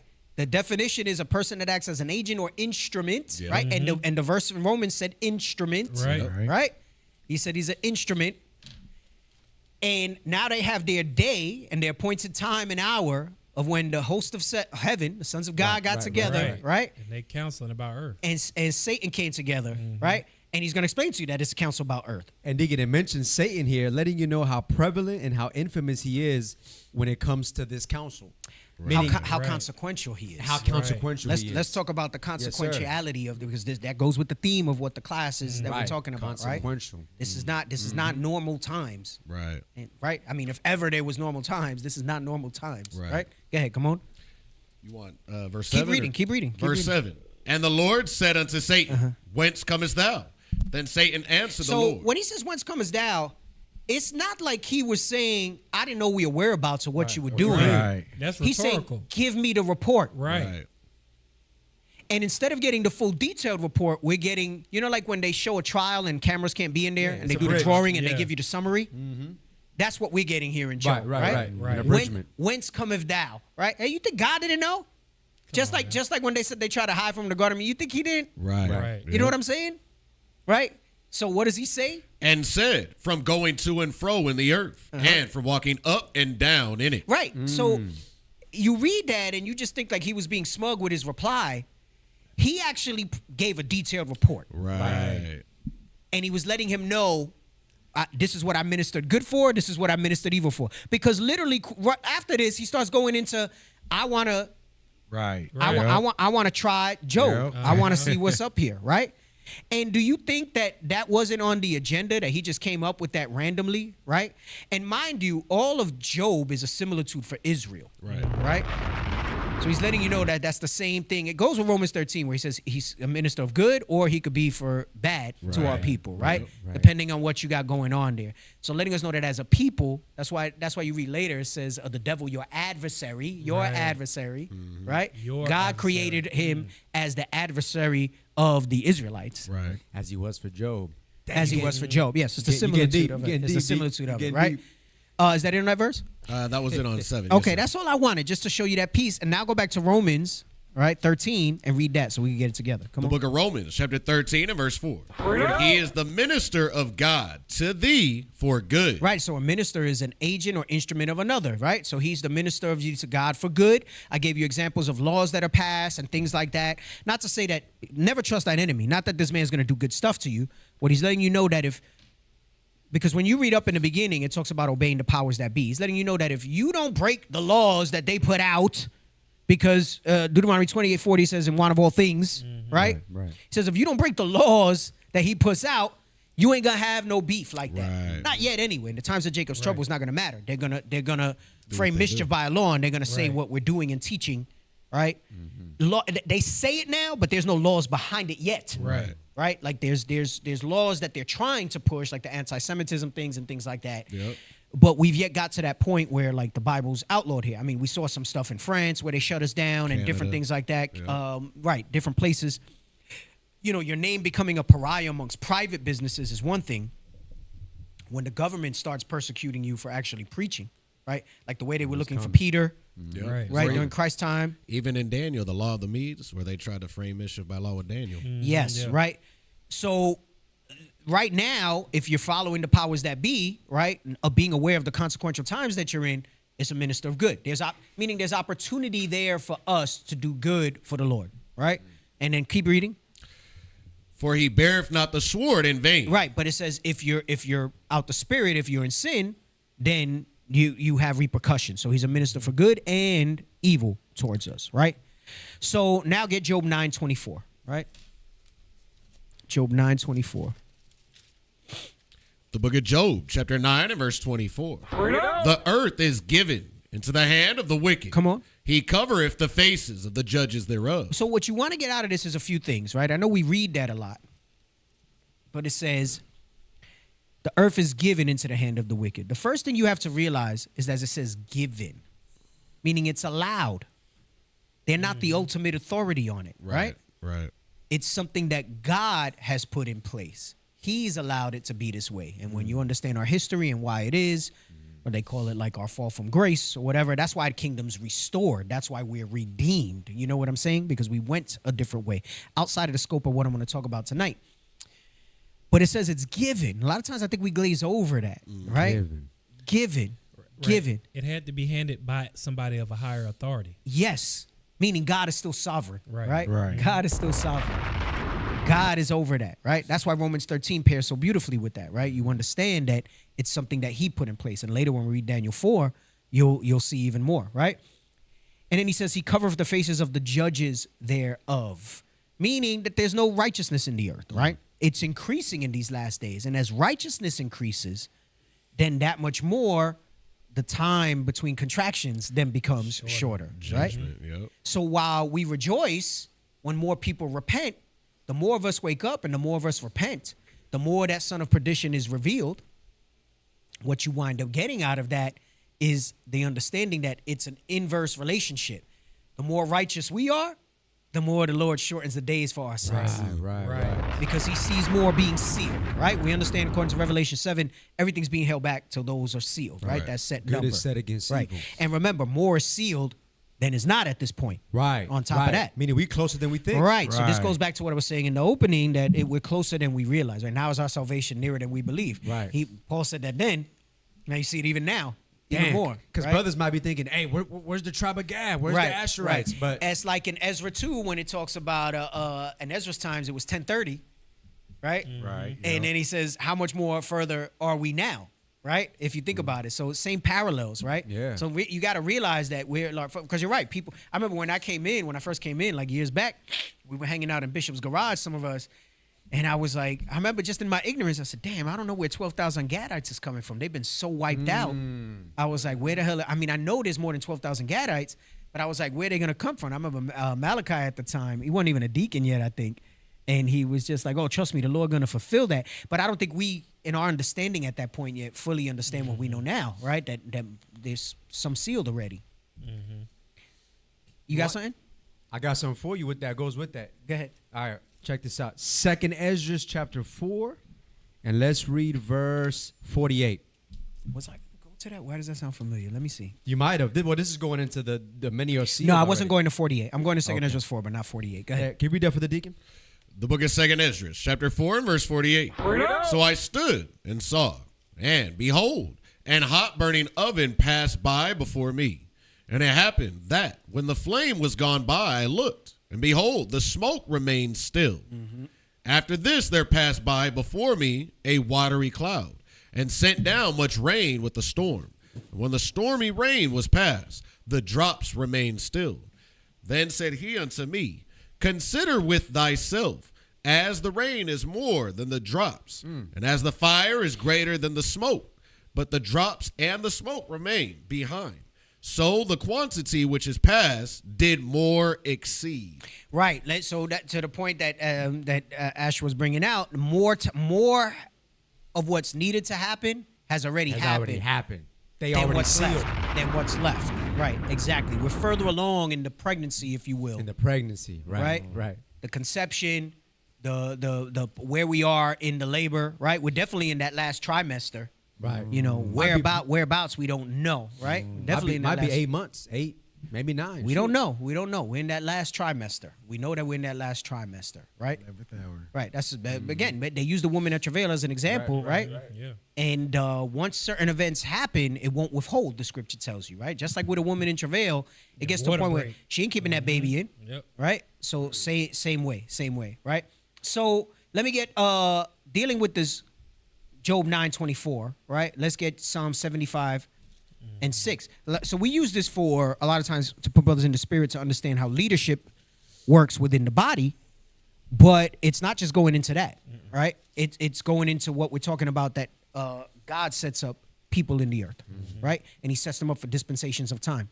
Some of the Persian kings were able to acknowledge that, right? And they realized that even though he's not their God, they knew who was the one that was giving them their authority, right? So, go ahead, come on. The book of Psalms, chapter 75 and verse 6. For promotion cometh neither from the east, nor from the west, nor from the south, but God is the judge. He putteth down one and setteth up another. Right. So he's the one that determines, and a lot of times we'll use this internally, which is correct, but he's letting you know this from what? That he sets up kingdoms and he takes them down, right? Hey, this goes into coups too, right? What's that? When a coup happens. Oh yeah, all that, but every aspect of it, the Lord's in control of it. Remember, I already said one bird don't fall from the sky and he don't know it, right? Can a bell or a horn be blown in the city and all of that? And I have not done it. And you have not done it, right? So we know that he is over every aspect of it, right? That's what it means to be omnipresent, right? And for him to have not done it, that's what it means to be omnipotent. Omnipotent just means all powerful. Right. All powerful. Nothing happens without his authority. So the whole fallacy of an adversary like Satan throws out the whole omnipotence of God if you believe in that. Right. Remember, he's not God's adversary. He's our He's the adversary, but he's not God's adversary. He's our adversary. Right. He's created to be our adversary, right? And he's their God. Right? Starting with Edom and all those other nations. At least the one they worship. So, right? God placed these people where they are and he removes them, right? God placed them there and he removes them. Now let's get Daniel 4 and 17. The book of Daniel, chapter 4, verse 17. This matter is by the decree of the watchers. Right. Going into what? Remember how we said there's a day in heaven and they all got together, right? This was the council that they had. This was a decree. Go ahead, come on. And the demand by the word of the Holy One. To the intent that the living may know. So stop for a second, because this goes back to the whole day in heaven where they got together, right? This is by decree of the watchers. That means that this was a consensus that they came to. And just like you read in Kings with the lying spirit. So that's that meeting. This was the meeting. It lets them know. And it says, and then demand by the word of the holy ones, right? So meaning God and Christ said, okay, how are we going to set this man up? All right, I'm going to put a spirit on this person. I'm going to put a spirit on these people to vote for him. We're going to put him in a position to be successful here. We're going to do this. We're going to do that, right? They move in the earth and they influence. You read the scriptures where it says it's planted in a dream. It's, the instructions are given and things like that, right? I've gone over where it talks about how did they know with their science? Like they just launched the first ship back to the moon a few hours ago. First ship back to the moon in 50 years, right? And they're saying they want to go further. They want to build a base on the far side of the moon. Okay. They say there's water there, that the water there is going to help them make more rocket fuel to get to Mars. Okay. And it's wild because I've been watching that show For All Mankind on Apple TV. Okay, yep. I had stayed away from it from a while because it starts like in the 60s. Yep. So it looks a little... Is it better now? Because I stopped watching it. You got to stick with it, bro. It's fan-freaking-tastic, bro. Oh, snap. Okay. I know I say that about certain things. I mean, I don't know. Have I let y'all down with some of the stuff that I've recommended that you watched, right? It's right? Bro, it is fantastic. There's some episodes in the first 2 seasons where it drags a little, and you think like, they're just talking about personal stuff. But you got to stick with the whole overarching theme. It's worth the hype that they say it is, bro. It got to be one of the better sci-fi shows I've seen out of all the sci-fi shows. Over the past few months, I've been watching it because it was 4 seasons in, and they just started the 5th season. So now I gotta wait. I can't binge an episode or two at a time. Is crazy, and it definitely, boy, it picks up real good, bro. Season 3 and 4 is crazy, and end of season 2, season 3, season 4, like wild, like it's. All right, I'm gonna check it out. Bro, they up on Mars now. Just all this stuff that you read, and I just keep thinking, though he set his nest upon the stars, and I'm like, damn, how much more is it than just the first moon landing? You know how the waters rise? Yeah. What we had as knowledge at that point was just the first moon landing, but now it says he sets his nest amongst it. That's meaning the base. Meaning the base. Right. Yeah, that's a base. But it's wild because All Mankind, that's what they do. They set up a base, and then the base grows over the years. And you got Martians and they mine resources there that helps improve the technology for them to get further and further. Dang it. Crazy. Yeah, it's wild. It's wild. It's I love sci-fi, so when I talk about it, Foundation's a fantastic show too. Apple TV is like the home of sci-fi now. Like I used to love the Sci-Fi Channel, and Apple TV is like the home of sci-fi now. So it makes me think of For All Mankind. So where were we? Daniel 4 and 17. All right, so read it from the top again. This matter is by the decree of the watchers, and the demand by the word of the Holy One. Right, so meaning they had this meeting, they came together, just like you read in Kings, where it talks about how are we going to accomplish this? I'm going to be a lying spirit, right? So they knew what spirits to put where. Whenever the men move, when he sets up one and sets down another, this is explaining how it happens, right? When you tie this with Job, when you tie this with Daniel 4:17, understanding that it's given in Job 9, it's not just given once. Right. It's given each time he puts somebody consequential in power to do something, right? Go ahead, come on. To the intent that the living may know that the Most High ruleth in the kingdom of men. Do you know how the living knows that? He's not talking about all living, right? He's talking about thus that don't sleep. The secret things that are revealed. Right, the secret things that are revealed to us. The living, that the living, right? Remember, we're the sons of the living God, that the righteous, that the living may know, right? The breath of life, those that have the commandments, right? That the living may know that God is in control. That God is in control. Why? How do we know that? Because a good understanding have all they that do his commandments. Right. Psalms 111 and 10. Yep. We're able to open up these scriptures and say, that reminds me of this. Right. This is happening, and that reminds me of that verse, right? And this puts there. I ain't never seen that before. Now you gotta jot that down because these words I'm That's thinking why you gotta let all that butter fall on that biscuit. So the limit here is really going into John 6. Those that are alive through the word. Yes, that's why we don't sleep. Yes, because do they acknowledge that God's in control? Nope. The heathen, the other nation. No, they see themselves as God. Right. They see themselves as they sit above it and that they're higher than Him. Right. So remember, they say, "Who seeth me?" Yep. It's not just us that they think they're doing things in secret. Right. So it goes a lot deeper than that. Right. So Dick, real quick, in Proverbs 21:1, it says, "The heart of the king is in the hand of the Lord." I'm going there later. Okay, well, now I'll leave it. I'm going there later. Not too far away. I'm going there later. All right? praise. Wait, did I write it? Don't let me forget it. There's a part where it's gonna come out. All right. Don't let me forget it. I'm gonna let you know it's coming up. It's when I talk about. Let me see where I got my notes. When I get it. When I get past like Genesis 11 and 6, you can run it back to that. You can run it back to that, right? You can run it back to that. Where were we? Finish Daniel 4:17. Come on. To the intent that the living may know. I don't hear you in the mic. Yeah, I don't hear you either. Mic check. Did you hit it? Did you bang it? Mic check. There we go. Go ahead. Come on. To the intent that the living may know that the Most High ruleth in the kingdom of men, and giveth it to whomsoever he will, and setteth up over it the basest of men. Right. That goes into what Paul said in Romans 13. Him understanding what Daniel 4:17 was saying, right? Right. That the powers of be are of God. Get that at the beginning of Romans 13? It supports what's being said here. It's just in other words, right? Go ahead, come on. The book of Romans, chapter 13 and verse 1. Let every soul be subject unto the higher powers. For there is no power but of God. So the Most High ruleth in the kingdom of men, right? There's no power but of God. Go ahead, come on. The powers that be are ordained of God. Right, that goes into what we read where he said by decree of the watchers and the demand by the word of the holy ones, right? Go ahead, come on. Whosoever therefore resisteth the power, resisteth the ordinance of God. The ordinance is the order, the demand that he put out, right? So Paul understood this, right? So when you read these verses, that's why precept must be upon precept. Right? You have a lot of naysayers that try to gainsay us and say, you guys go all over the place with the scriptures and this, that, and the other. Right. It's supposed to be broken down that way. You got to be deciphered. But the thing is, you can't go precept on precept unless you actually have read the whole way through. Right. Because you have to understand contextually what's happening, right? That's how they actually don't fully read and study the Bible that way, most of them, because you have some that'll go upgrades that go deeper, right? They actually do that. Remember last week I was saying I'm seeing random people that aren't us breaking down things like we break down, right? Like in support of the laws and different things like that.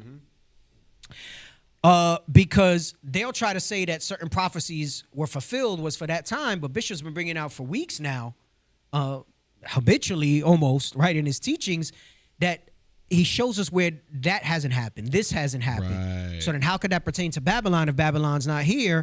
Why is in Revelation it talk about Babylon if Babylon was done in the time of Revelation? That in and of itself should tell you that it's talking about something else. It's either the inability or the unwillingness to acknowledge those things because they're clearly very plain in the scriptures, right? That it got to be talking about something else in another nation and another power, right? And how come the United States is not named as the United States? How come Spain is not named as Spain, right? Because Revelation stopped being revealed after Revelations, right? As far as new books to be written by, men here on earth at this time, right? Obviously, the books are still being recorded in the heavens, right? Most High is about order, so everything's chronicled, right? And those things will be for a record, right? For our people, for our history, right? So that's Daniel 4. Now, let's get 2 Ezra 15 and 16. 2 Ezra 15 and 16. The book of 2 Ezra, chapter 15 and verse 16. For there shall be sedition among men. Right, so bringing you to consequential times. They said there'll be sedition among men. Look up sedition, right? Not everybody understands that. Let's look up sedition. All right. Come on, scroll up. We could see what that one says. All right. Go ahead. Come on. Conduct or speech inciting people to rebel against the authority of a state or monarch. Right. So a lot of time we'll hear rebel, revolt, and things like that, and we think that means like they talk about regime change, right? That it's going to necessarily be inside. You know what was sedition? Trump kidnapping Maduro, sovereign leader from Venezuela. You know what's sedition? The demands that they're trying to put on Iran, right? Yeah. Negotiating with them and then punching them in the mouth. Somebody said it today. It's like I go up to your house, right? Because this is what Iran's been saying. He's like, bro, we try to negotiate with you in good faith Right, two times. multiple times, right? Two times. Did I put the picture of Iran's demands? Did I send that to you before the president's speech, what Iran put out? Did I send that? No. I'm going to send it before I say this so you can put it up. Hold on. I'm going to send it. Y'all could talk while I'm looking to send this if you want to say something real quick. I was thinking about, or not thinking, I was looking at the synonyms here. Look at the words that it uses. Insurrection, rioting, agitation. All this stuff lets you know we are in those times, man. Yes, we are in those consequential times, right? We are in those times. So, what's happening with Cuba and what Trump said in regards to Cuba, and remind me to play the video. I think I have notes where I say I want to say it. We're coming up on it in a moment. I'll call for it. I actually have it written down. And I want you to look for the one where he says that the only thing that can stop him is his own morality. All right? Look for that one. If we don't have it saved, you can just look for it, and there should be a clip on it. I remember that. And a lot of times you'll think sedition, and you think that exclusively means like within a country, rising up, like Castro overthrew Batista or whatever it is. That's not the only narrow scope of sedition, right? So let's finish this verse.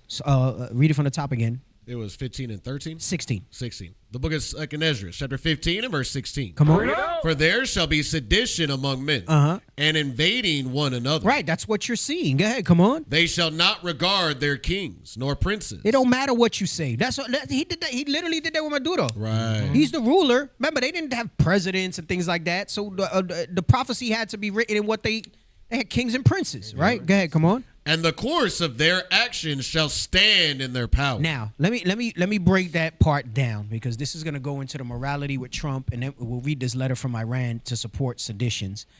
Actually, I'll come back to that, right? I'm going to come back to that last part. In the course of their actions shall stand. It's not real deep, but I think the wording might throw us off, right? But it ties into the power and authority that's been given to them here when you read that, right? But so I saw this, right? Let's read this. It's called the Kobeisi letter. And the president of Iran knew that Trump was going to speak today. So before he spoke, he wanted to make his position clear. Right? They've been excellent at using social media. It's hilarious. Right. I've seen that. I've seen that. With the Legos and all that. The AI. Bishop posted a real funny one today. I didn't get to hi, but I saw it. But go ahead. So read this. Breaking. Iran's president, Pezeshkian, has officially released an open letter to the American people. The letter states, 1, Iran harbors no enmity toward other nations, including the people of America, Europe, or neighboring countries. Why is he saying that? Because the line is they're a threat to the whole world. Right. They're like, we're not a threat to the whole world, right? I was watching the comments, and people are like, oh, but they're the ones that said death to America, and they call great Satan the United States and little Satan Israel. Well, that's not untrue. But what he's really talking about is what? The powers, the power structure, right? Not saying everybody in it, right? Because you have Israelites here or whatever. That what they're really saying is that these leadership, right? These rulers are the ones that are that, right? So he's saying, look, I want to make it clear. We ain't trying to beef with none of y'all. Right. But we're going to escalate our asymmetrical warfare, right? I think I spoke about that last week too, about asymmetrical warfare. They can't necessarily go toe-to-toe, so that's why they're using the strategy that they're using to try to hit economic and certain sites and things like that, right? But go ahead, come on. Number 2, recent U.S. actions are aggression targeting civilians and infrastructure. That's the sedition, having no regard, right, for Iran's sovereignty. Go ahead, come on. Setting up for long-term global instability. Come on. Number 3, what Iran has done and continues to do is a measured response grounded in legitimate self-defense. Right. Go ahead, come on. Number 4, the decision to withdraw. And if you think about it, it's true. They weren't just randomly attacking anybody. And if you look historically, we don't have the time today to go over it. I think Deacon Malachi has gone over it when, I don't know if it was a New Moon class. The history of what Britain and the United States and the rest of the world and the allies did to Iran when they took it. It all goes back to when they nationalized. They nationalized their oil. They pulled down the duly elected leader. They created a coup. They put up a guy that was pro-America in Britain. Let the corporations come in and deal with the oil. He wound up being a dictator. They supported it because he supported the oil. And it basically, it's like the Three Kings clip that it's called. That they created the terrorist by their actions. They created the animosity by their actions. And he's basically trying to explain anything we've ever done was an escalation to what's been done to us. And if you look at it like that, they've never done anything unprovoked. Right. So I think I was watching it earlier. It's like if somebody comes up to your house, you open the door to them, so invite them in to talk, and they punch you in the mouth. And then you're like, okay, no, all right, now let's sit down and talk. Oh, you just freaking punched me in the mouth. Now you want to talk? So he was saying in a couple of clips, he's like, 2 times recently we've been in negotiations with them, and they attack us in the midst of negotiations, right? So it's like if I sit down, I go to your crib, Tobias, right? First of all, I start off wrong. As soon as you open the door, I go, Charlie Murphy, pop, right? And I'm like, my bad. Like, come on, let's talk. And in the middle of talking, because I don't like the way the conversation's going, I freaking kick you in the face. The hell is going on? Kick you in the face. And then I expect you to take it and then talk to me some more. Like, not fight back. Don't hit me. Just let's talk. Right? Come on, like, you know what I'm saying? Like, what the hell is going on? What the hell is going on here, right? Come on, back. Read. Number 4, the decision to withdraw from the Iran nuclear deal was made by the U.S. government. Namely Trump. Right. He was like, look, we didn't pull. We said that we were going to meet these things. You can have inspectors here. We can do these type of things. Go ahead, come on. Number 5, continuing along the path of confrontation is more costly and futile than ever before. He's saying for all involved, it's expensive and it's futile, right? Because I think there's a term that they have for Iran, which really extends to the Persians.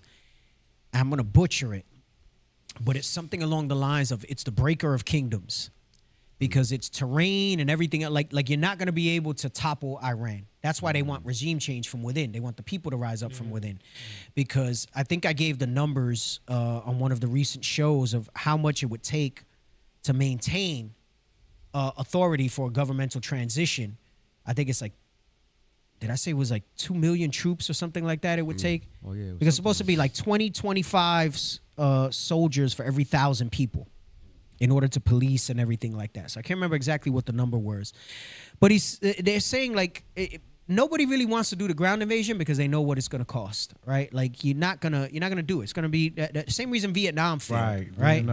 Terrain and the people's willingness and all this other stuff, right? Go ahead, come on, finish reading this. Pezekian concludes by saying the choice between confrontation and engagement is both real and consequential. Throughout its millennia of proud history, Iran has outlasted many aggressors. If you think about it, they have not been conquered since Alexander. Dang. And we know that Alexander was set up by the Lord based on everything that we're reading. Right? They have not been conquered since Alexander. And knowing how consequential they are to the prophecy, according to 2 Ezra 15, right? The Most High is not going to let them fall. Right? The Most High is not going to let them fall. When I get to my other clip, I'll show you that part that he says. It's good stuff. We're going to just deal with clips and things like that. And, I know I've been wanting to go deeper into Cuba, but like I said, I got to talk about consequential things. And Cuba's consequential right now, but it's a little on the back burner. And I am going to loop back to that. I do want to show the pictures from when we were in Cuba and give more context to that. So kind of, breaking it apart, trying to deal with it the best I can, right? So now let's go back to 2 Ezra 15, 16. The book of 2 Ezra, chapter 15 and verse 16. For there shall be sedition among men, and invading one another. They shall not regard their kings nor princes, and the course of their actions shall stand in their power. So what that's really saying, the course of their actions shall stand in their power, right, is that whatever they deem right, no morality, no limits, no laws, there's no control by any authority, right? They see themselves as God, talking about the United States, and know what's best for the whole world. There's no restraint, there's no structure, there's no respect for any leadership, right? That's what he's saying when it says, and the course of their actions shall stand in their power, right? Remember, I set up one, I pull it down another, right? They're the ministers of good, depending on how you roll, or the ministers of evil, right? So in other words, it says, people are going to do whatever they feel they can get away with. That's really what that verse is saying. And the course of their actions shall stand in their power. People are going to do whatever they feel they can get away with. Not what's right, not what's lawful. Remember, he says international law. Everybody was crying about that. Don't matter, right? But what they have the power to do, they're going to do. That's what he's telling you. So when you see those times, it's in the power of their hands. So that's what you're seeing in these last times. That's what I'm saying. It's more consequential than it's ever been. Right? Because before there was restraints. There was certain ways. There was a certain decorum that they had to move in. Right. You know. Yep. Like bro, the gaslighting in his speech today was hilarious. Like he was saying, we never said we wanted regime change. Bro, I'm like, damn, I wish I had the clips. Right. It's like the Charlie Murphy. Man, I never messed up his couches like that. And they, yeah, I remember when I did that to his couches. like, oh, snap, right? E! True Hollywood Stories, right? Let's get Proverbs 16:2. Crazy. This goes with that last part of, in the course of their action shall stand in their power. The book of Proverbs, chapter 16. Bro, this heat is killing me, bro. Are you sure it's on air and not just fan? Bro, it's crazy in here. It's not even that hot outside today. Right. Yeah, that's a crazy. I think we all hot. Facts. Bro, I ain't coming back to do a live show until this get fixed. This is crazy. Bro, how you got a deacon sitting here and these guys that he put in, Nathaniel put in the request and maintenance is just like whatever. Right. Who we got to fire in maintenance? Uh-oh. Everybody. He said throw them all away. He said throw them all away. God sets them up. God take them down. You're going to learn today. The book of Proverbs, chapter 16 and verse 2. All the ways of a man are clean in his own eyes. So it says, and the course of their action shall stand in their power. A lot of times we use this just for us. But saying, that's how men roll, period. Go ahead, come on. But the Lord weigheth the spirits. Right, but the Lord ruleth in the kingdom of men. He's the one that tries to, he knows what's where. He makes you think that so that the villain and the hero is a matter of perspective.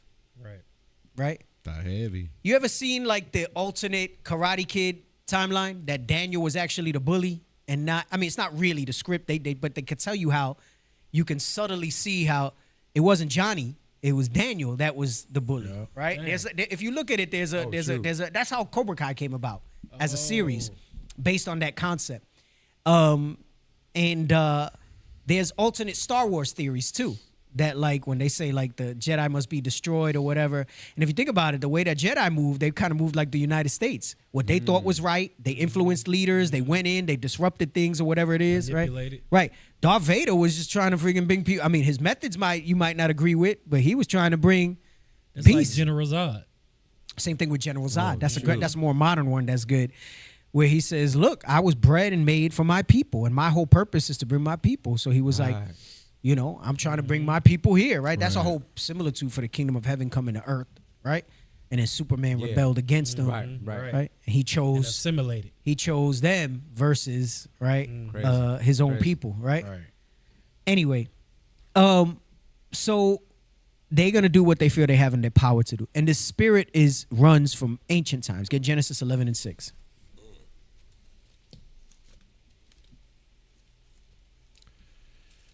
The book of Genesis, chapter 11 and verse 6. And the Lord said, behold, the people is one, and they have all one language. And this they begin to do.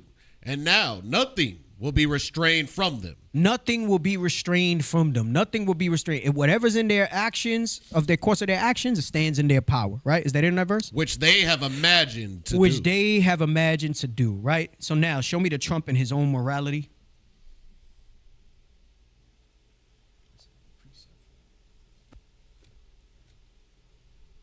Do you see any checks on your power on the world stage? Is there anything that could stop you if you wanted to? Yeah, there's one thing, my own morality, my own mind. In the course of their actions, will stand in their power. Go ahead, come on. Can stop, and that's very good. I don't need international law. Sedition. I'm not looking to hurt people. Do you feel your administration needs to abide by international law on the global stage? Yeah, I do. I do, but it depends what your definition of international law is. You mean in Greenland? In Greenland, that's because you needed them at the time. In the 1951 agreement, though, it says the United States can reopen these bases anytime you want. You can send as many troops as you want, and you haven't done it. How come? Because I want to do it properly. And properly means own it? Really, it is. To me, it's ownership. Ownership is very important, Why is ownership important here? Because it's what I feel is psychologically needed for success. I think that ownership gives you a thing that you can't do, whether you're talking about a lease or a treaty. Ownership gives you things and elements that you can't get from just signing a document that you can have a base. Perfect example right. of all these verses that we were just reading, right? And nothing will constrain them, and the course of their actions shall stand in their power, right? Get me the Cuba clip that he can do whatever he wants with Cuba. Give you another example of that type of language. Nobody's really spoken like this before. Right. So I'm telling you, this is consequential times. Babylon speaks. I've been hearing about the United States and Cuba. When will the United States do it? I do believe I'll be having the honor of taking Cuba. That'd be good. That's a big honor. Taking Cuba. Taking Cuba in some form, yeah. Taking Cuba. I mean, whether I free it, take it, I think I could do anything I want with it. You want to know the truth? They're a very weakened nation right now. They were for a long time. Very violent leaders. You know, Sedition among men, right? Crazy, Invading one another, not regarding their kings nor their princes, right? Everybody in their own business, Deke. Bro. He's just over there, yeah. Let me they're get very Psalm wicked 12 and people. 4. Crazy. Get Psalms 12 and 4. The book of Psalms, chapter 12 and verse 4. Who have said, with our tongue will we prevail. Our lips are our own. Who is Lord over us? Right. Who is Lord over us? Pride of thine heart. Right. The pride of thy heart have deceived thee. Who is Lord over? I could do whatever I want. I'll just take it. Right. We got to own Greenland. We got to do this. We got to do that. Right. Bringing all that type of stuff out. You could bring out your verse now. I'm gonna step off for a second. All praises. Let's get Proverbs 21 and 1 real quick. Because Trump over here talking cash money. It's just like Deke said. Nobody has ever spoken like this before. Go ahead. The book of Proverbs, chapter 21 and verse 1. Mm-hmm. The king's heart is in the hand of the Lord. So first thing is, the Lord is literally controlling men. Remember, keep bringing out kings. What are we going to do to break up the kingdom of Israel? Well, I'll be a lion spirit, and that's going to be the catalyst to do what? To break the nation up. Just like we looking right here, we looking how Trump is being real greasy, talking real slick with his tongue to do what? We gotta own Greenland. We gotta take Cuba.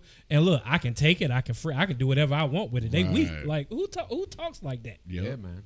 Except read that part again. The king's heart is in the hand of the Lord. Go ahead. As the rivers of water. He turneth it whithersoever he will. I mean, just imagine like you got these NPC type people. The Lord has beamed down a spirit in this man to make him so pumped to believe he could just walk into your house, take your house, make you leave all your furniture in there, kick your ass out, and then make you pay for him being in your house.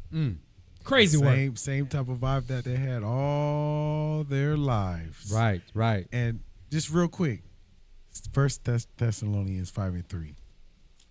Because, before Trump came into the office, everything was looking like it was okay. It was like, okay, everyone, no beef, no wars. Everything seemed like everything's cool. The calm before the storm. Right. Yeah. But look what the scripture says. That's why what Deke's going over is heavy. It's very heavy. But look at this. Read. The book of 1 Thessalonians, chapter 5 and verse 3. For when they shall say, peace and safety. Peace and safety. Then sudden destruction cometh upon them, as travail upon a woman with child. Those contractions that's going on, like Deke is going over right now. It's things that are happening right now that haven't happened before. This contractions is getting harder and harder. Like a woman when she's about to give birth. The closer the baby comes out, the more harsh the contractions are, and finish it out. And they shall not escape. And that destruction after the contractions are finished, the baby's born. And they're not going to be able to escape. Hey, you know what else this reminds me of? Get that real quick, Daniel 7 and verse 8. In regards to Trump and the way that he's speaking, how proud he is. Nobody else has done this. No other president has spoken like this, man. And it brings a lot more emphasis on Daniel 7 and 8. Remember, this is a prophecy going into all the different kingdoms. Now in verse 8, we get to that last final kingdom, which is America. Watch what it says here. The book of Daniel, chapter 7 and verse 8. I consider the horns. The horns is making reference to the 10 horns in verse 7, which is the European Union. Out of those 10 horns came out another horn. The one horn, specifically speaking about Great Britain. Out of Great Britain came another horn. Right. Come on. And behold, there came up among them another little horn. Right, that's America who came from Great Britain. Come on. Before whom there were 3 of the first horns plucked up by the roots. Right, making reference to the French, the British, and the Spanish, in which were taken down. Come on. And behold, in this horn were eyes like the eyes of men. So now, look at this. It's getting into specifics. In this particular horn, making reference to America, there were eyes like the eyes of a man, meaning this man had understanding like no other kingdom. Go ahead. And a mouth. And a what? And a mouth. One more time. And a mouth. And a mouth. Right. Come on. Speaking great things. That's the part we wanted to get to right there. And a mouth speaking great things. Cash money. Donald J. Trump. He is thing. right now. He is in the epitome of applying verse 8 in regards to this kingdom, this final kingdom, the horn, the little horn. And that same spirit that he put on Pharaoh, he's putting that hardening of heart on Donald Trump. Right. He's saying crazy stuff like that we He never cash seen before. money. He's just going hard in the paint. Oh, I don't care about your rules. This is what I think psychologically. And he's so passive aggressive with his tone. This is so condescending. Yeah, like, look, I mean, take it, let him be free. I felt like. Whatever Oh I yeah, feel he's like the epitome of pomp. Right. Yeah, epitome of pump. Yeah, you just epitome is like if you looked up pomp in the dictionary, his face would be next to it. Right. Like he embodies what pomp is, the way he talks, 1,000%. Let me get Habakkuk 2 and 3. Habakkuk 2 and 3. The book of Habakkuk, chapter 2 and verse 3. For the vision is yet for an appointed time. Come on. But at the end it shall speak. Right, so it's letting you know that all these prophecies, all these things in the scripture, the whole vision of it all, right? Remember how it says, when do we have the inheritance and all of that, how we started the show, right? All of that's for an appointed time. When will the kingdom be restored, right? It says, but at the end it shall speak, right? Meaning, as these things happen, it's going to be validated, right? You're going to see the prophecy come into fulfillment, right? Go ahead, come on. And not lie. Right. None of these shall fail, none shall want her mate, right? Isaiah 34. Go ahead, come on. Though it tarry, wait for it. Right. So though it tarry, wait for it. He's letting you know it runs on God's timeline. Remember I said it's a shortening of days, right? Consequential times that we're living in. And we have to be able to identify when those consequential times are. And right now you're seeing that, right? It says, though it tarry, wait for it. Why? Because it will surely come. It will not tarry. Right. That's the contractions that it's going into, right? It's on God's time, not man's time. Let's get Ecclesiastes 3 and 1, right? Though it tarry, wait for it. The book of Ecclesiastes, chapter 3 and verse 1. To everything there is a season, and a time to every purpose under the heaven. A time to be born. Right. So the point is there's a season and there's a time to every purpose. Right. Who determines that? God puts that in place and God determines that. So he's letting you know, right? Though it tarry, we might be like, oh, yeah, man, this is happening. I want it today. I want it tomorrow, whatever it is. He's saying, bro, just wait for it. Right? And your patience possesses your souls, right? He's saying just wait for it, right? 2 Ezra 4:37. The book of 2 Ezra, chapter 4 and verse 37. Open me the places that are... 2 Ezra 4:37. Oh, that's 5, my bad. The book of 2 Ezra, chapter 4 and verse 37. By measure hath he measured the time. By measure have God measured the times. Go ahead, come on. And by number hath he numbered the time. Though it tarry, wait for it, right? Because it will surely come. It will not tarry. That's really what he's going into, right? Go ahead, come on. And he doth not move nor stir them until the said measure be fulfilled. Right, that goes with Revelation 7, right? Where you read 1 through 4 about when it's going to come through, right? So he's saying that events are measured and fixed. We just don't realize that they are. When it does not lie is when we see those events happening, know that it's God letting something that was measured and fixed come to pass. It's already on a set schedule. It's on its schedule. It's on its schedule. We just don't know his schedule, right? Like nor do we need to. We just know that, oh, this was on the itinerary. Right. We just didn't know what day or time. Oh, snap. That just happened, right? None of it is random. None of it is random. Okay? You have to understand that. None of it's random. You were going to say something? Can I read something for you? Yeah, go ahead. 2 Ezra, chapter 5, verse 44. Then answered he me and said, the creature may not haste above the maker, neither may the world hold them at once that shall be created therein. Right? So he's letting you know that he has to keep some back because he can't be all that he needs to be fulfilled have in one moment here, right? That there has to be some souls that are always with the Father, and there has to be some souls here. Even that is measured. Even that is measured. And even that's not a random number as to what the earth can contain and sustain and all of that in any given time. That's why the ones in the heavens is waiting for those on earth to be sealed. Yes, exactly. So once that happens, now we know everything could be done the way, and that's why the earth kind of needs to be reshaped, right? It's almost that goes into Man of Steel where they had to terraform it for them, terraform it, right? Before the rest of them could come, Right, that's right? right. For he had to change it, yeah. Same thing in the Transformers: Dark of the Moon. They were trying to bring great movie. Yes. what's the name of their planet? Galvatron, or is that one of the Transformers? Whatever their planet is, the name of their planet. They were trying to bring it into the Earth. Yeah. And the Earth would have to be, Cybertron. New Jerusalem. So Cybertron's New Jerusalem. Right. And Cybertron coming to Earth would have made it uninhabitable for everybody else, but it would have made it habitable for them. Kingdom on Earth. Same thing in Man of Steel. He had to bring the two ships, right, with the Phantom Drive so that they could terraform the Earth to make it habitable so that they could bring all the genetic Kryptons back, right? But Superman was cooning. And then Superman, you had Superman was cooning. The Transformer was cooning too. Superman was cooning. Let me get Matthew 24:22, and then we're going to show my Tucker video with the time stamps. Matthew 24:22.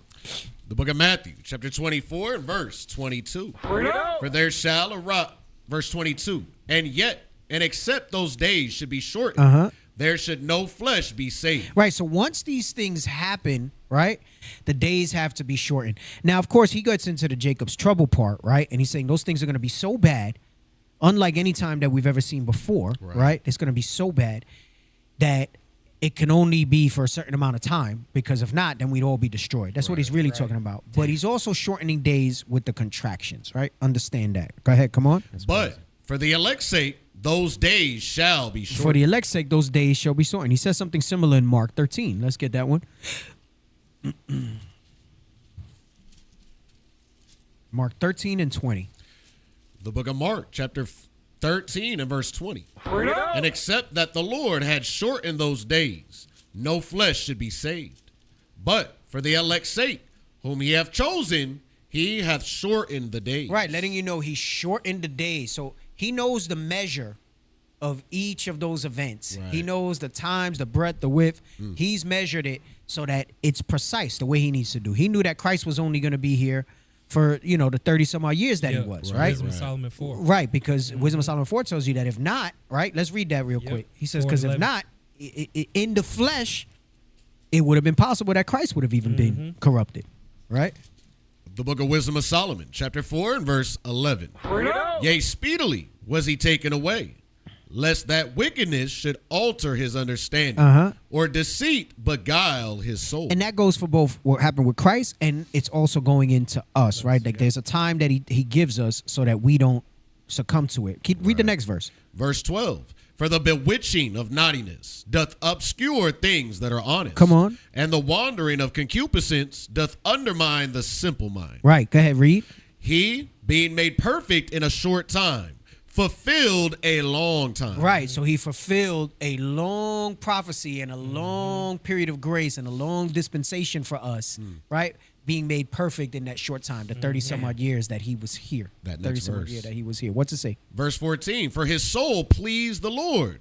Therefore hasted he to take him away from among the wicked. Right. Because he gave us an example, and his example is in his Bible of like how to live righteously. Right. Where's that other verse where it talks about when we die, considering not that we were saved from the times to come? Is that in Wisdom Sirach? of Solomon Is it 3, wisdom? Okay. 3. Verse 2. Is that where you Yeah, I think that might be it. Yeah, start at 1. It goes with what you just read. Go ahead. The book of Wisdom of Solomon, chapter 3 and verse 1. But the souls of the righteous are in the hand of God. Come on. And there shall no torment touch them. Read. In the sight of the unwise, they seem to die. Meaning those who don't understand death, and that death is just a transition, it's just a phase, right? Go ahead, come on. And their departure It's taken from misery. Right. It's taken from misery. Oh my gosh, they're dead, they're gone. And I tell you, it's tough because I've always said it, for us here, we don't have their presence anymore. Yeah. Right. But they're at peace and at rest, right? Even the wicked until the time of that judgment comes, right? Go ahead, come on. For they're going from us to be utter destruction, but they are in peace. They are in peace. They are in peace when they die. Go ahead, come on. For though they be punished in the sight of men, yet is their hope full of immortality. Right, because the apostles died a horrible death. Christ died a horrible death, right? So though they be punished in the sight of men, right? It says, yet it's full of immortality. Go ahead, come on. And having been a little chastised, they went through a little chastisement for a short time. Go ahead, come on. They shall be greatly rewarded. Come on. For God proved them and found them worthy for himself. God proved them. And let me tell you, that's a hard thing to train. Somebody that you love passes. Right. To look at it in that way. Yeah. Like that's not easy. With the 7 sons. Right. Exact same type of spirit. Right. Exact same type of spirit. Come on, read. As gold in the furnace hath he tried them, and received them as a burnt offering. He found them acceptable. He said, all right, that's enough. Right. That's enough. Go ahead. Come on. Verse 7. And in the time of their visitation, they shall shine and run to and fro like sparks among the stubble. Right. So when they're raised in that glory, right, white garments and all of that, he said they shall shine. That's the lightning moving like that, right? So you have to understand that when it says shorten the days, it's really talking about a compression of a timeline and an intensification of events, right? So it might not necessarily be a few calendar days. It goes to what I said in the beginning, right? What used to take decades takes years. What was taking years sometimes takes months. Right. And you're seeing those consequential events happening now, moving in that way. Now let's show this Tucker clip, right? So listen really good. I'm gonna try not to stop, like I always say I'm gonna do, but then I stop it. But I'm gonna try to go through to the timestamp that I said. Listen really good. Where is Israel in a few years from now? So if you look at the main beneficiary of this war, it is Israel. Because Israel has an ambition called the Greater Israel Project, which is what they believe that their God, Yahweh, promised to their ancestor, Abraham. And so they believe that Yahweh promised Abraham all the land from the Nile in Egypt to Euphrates in Iraq. If you look at the entire map, it also extends to Anatolia, which is southern Turkey, and even into Saudi Arabia. So if you look at what's happening, well, it's convenient in that the GCC is being destroyed. Saudi Arabia will probably be drawn into this war. It is possible Turkey will be drawn into this war as well. And this war allows Israel to remake the Middle East in its own image. Also, if you think about it, according to game theory, the main constraint to Israel achieving the Greater Israel Project is actually not Iran, but America, because America guarantees the military safety and protection of the GCC, Saudi Arabia, Qatar, Kuwait, Bahrain, UAE, these nations. And so if Israel is become dominant, it's become the hegemon of the Middle East, it needs to figure out how to remove America from the equation. And quite honestly, this war has shown the limitations of American power. It's really annoyed the American people. The American people do not want this war. And American people don't even understand why America is still in the Middle East. And so it's very possible that regardless of what happens in this war, America is forced to withdraw from the Middle East, in which case Israel is able to achieve its Greater Israel Project. It was clear to me that was part of the motive, that Israel understood this. Is that the 2-minute mark? No, keep going. And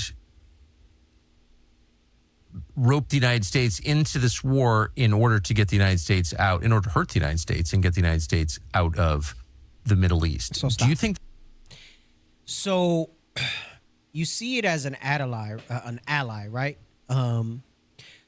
But what they see is right now the United States has the bases over there. They have, they kind of like, even though Israel may do certain things, they can't fulfill what they want with the U.S. having bases over there, right? Because you have to understand what the Greater Israel Project is, right? So let's look up the Greater Israel Project, all right? And we could just do the AI summary. And then I also want you to get me images, and it's going to show the land. But let's read the AI summary of the Greater Israel Project first. And then I think, did I post stuff where Netanyahu mentions that? Did I post any of that to you? I thought I did. I said if we had time, we would go over it. So let's read this. Go ahead. Come on. Greater Israel, Eretz Yisrael Hashlema, is a controversial, historically grounded Zionist vision proposing an Israeli state with expanded borders, often cited as extending from the Nile in Egypt to the Euphrates in Iraq. Go ahead, come on. The concept involves territorial expansion over areas like the West Bank, Gaza, and parts of neighboring countries, sometimes linked to far-right religious and nationalist aspirations. Right. So let's read territorial scope. Click show more. Territorial scope. While interpretations vary, some visions cover mandatory Palestine, including Jordan, while more expansive ideological maps include parts of Lebanon, Syria, Iraq, and Egypt. So jump down to where it says regional concerns. Regional concerns. Critics suggest that Israel's actions in the West Bank, Gaza, and regional conflicts are linked to this territorial expansion, prompting concerns from neighboring countries. Right. So where do they get this from? Get Genesis 15:18.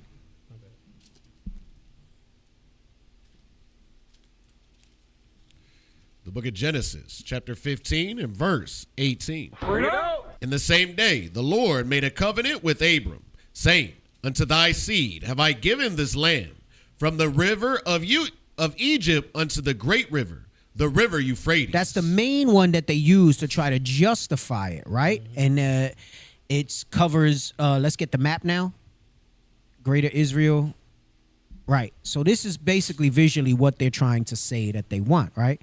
And notice all the countries they would have to encroach into, right? So it would include what's Israel now. It would include all of Palestine, Lebanon, Syria, right? Jordan, Iraq, right?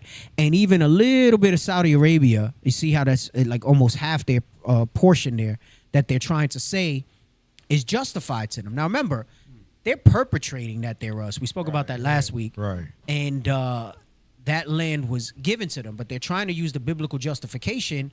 And you got just blind, ignorant Christians that go behind that and say, well, yeah, it's their right that they can have that land. And if you think that that's not the case, Trump is not the only consequential one, all right? Netanyahu is the consequential one as well. Let's go back to the Al Jazeera article. Because I'm telling you, these are consequential times. There's a longer game at play here. And what they would really like and what they're enjoying is they want the Arabs to get so frustrated with the United States. And when we get to the second part of the clip, you're going to hear that they realize that it's, and there was another article that I had. I don't know if I posted it or maybe we just won't read it today for the sake of time.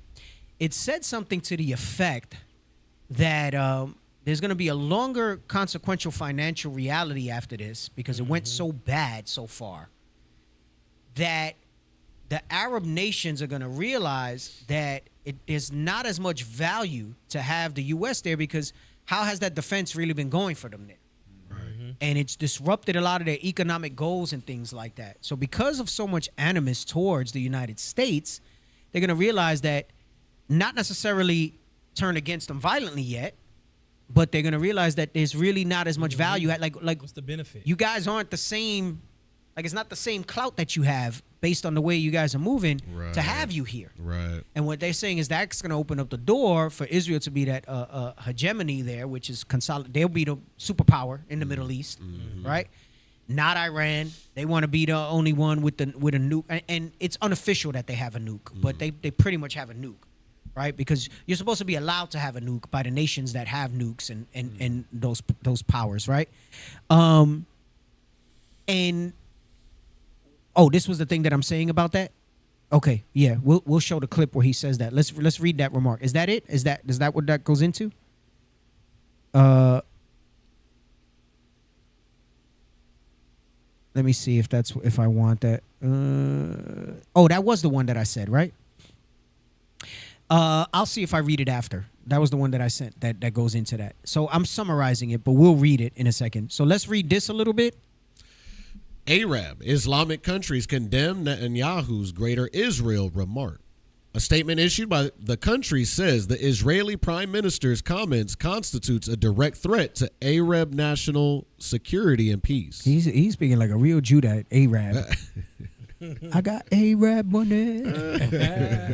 That thing had a hard beat. You remember that, Jim? Yeah. Right? Come on, let's read this. A coalition of Arab and Muslim nations has condemned in the strongest terms statements made by Israeli Prime Minister Benjamin Netanyahu regarding his vision for a greater Israel.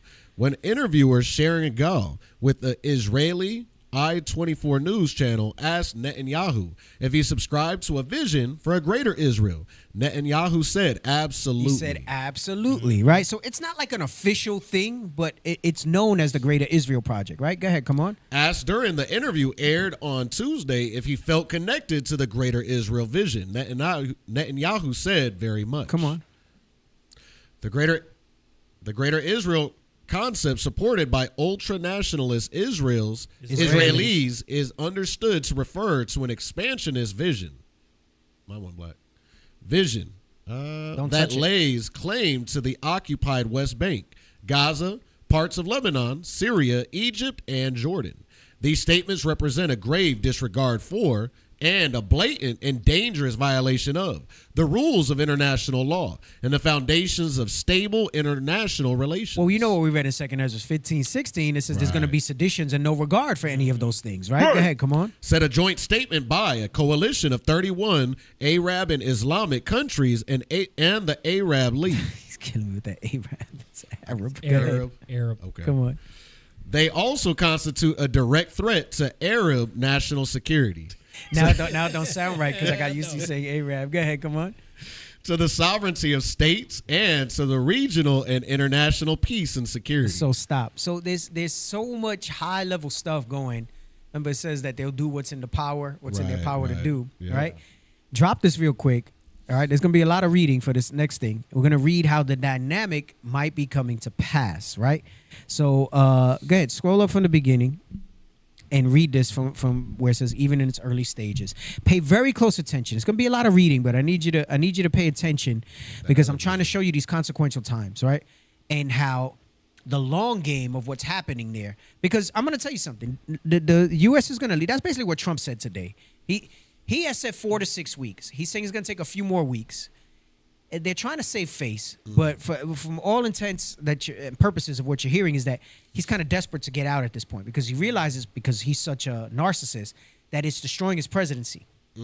Right. He tried to say that there's no inflation, it's the greatest economy today, but you can't tell me that. I just saw the report. We were talking about it last night that they said, like, in Arizona alone, to live comfortably, own a house, and put away 20% of your income for retirement, because that's what they say you should do, right? Right. You would need to make $234,000 a year, right?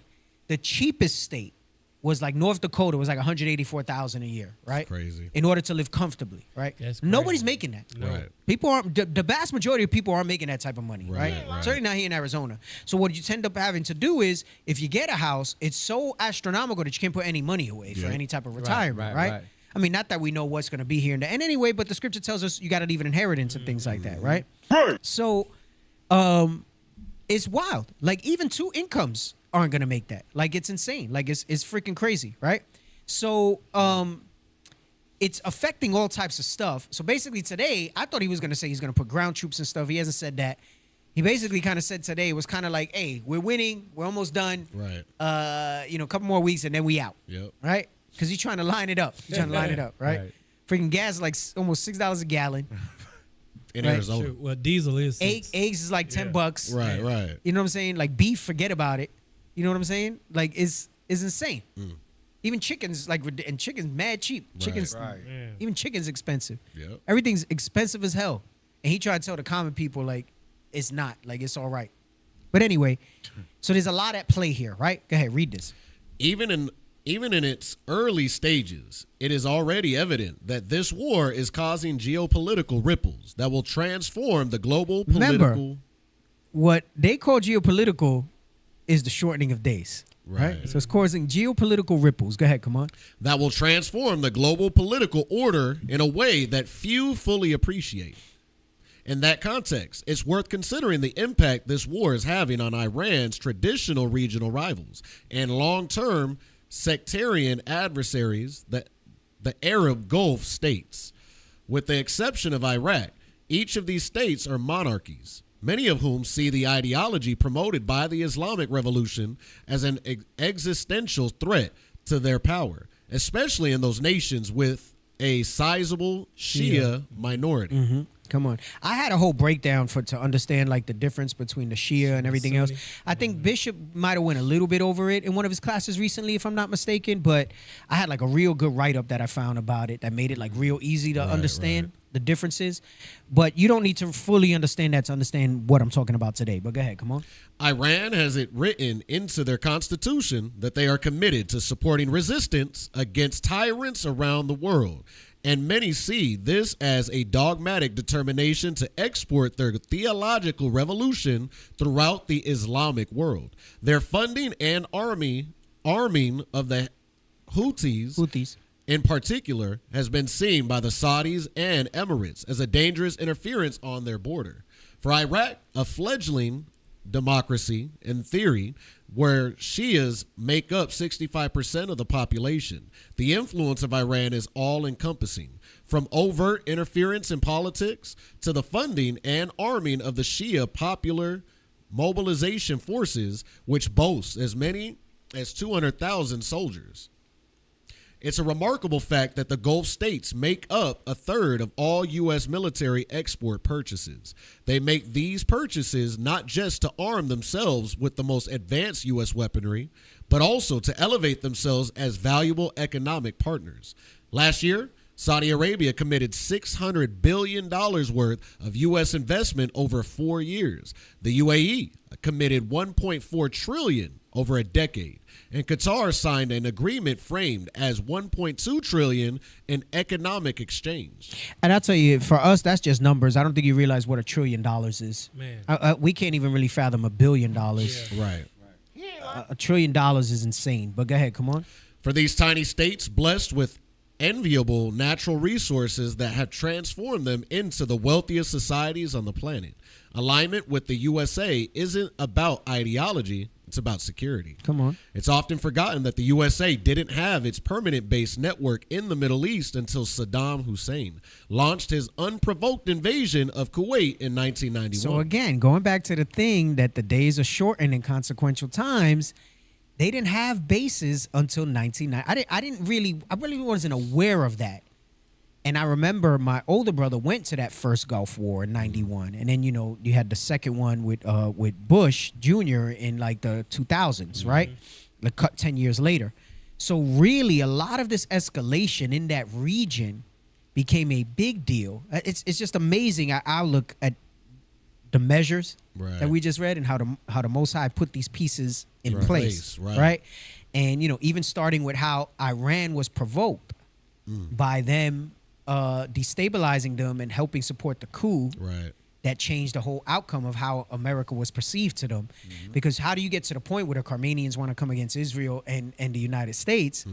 Well, just go back and look at the history and anything. But how do we get remember, the prophecy says that the Arabs would join them. But the Arabs today are against them. So it's letting you know that there's still some things that have to happen in order for the prophecy to come together like it says it will. What did it say? The enemy of my enemy is my friend. Right. So keep reading. Keep reading. It was as a result of this war that these small states recognized the utility in having a permanent U.S. deterrent on their soil, while the U.S. had a clear national interest in securing their primary energy supply. The oil. Go ahead. Come on. Can you go up? These sheikhs, emirs, kings, and sultans. Sheikhs, I think, is the right way to say it. We normally say sheikhs, but go ahead. Come on.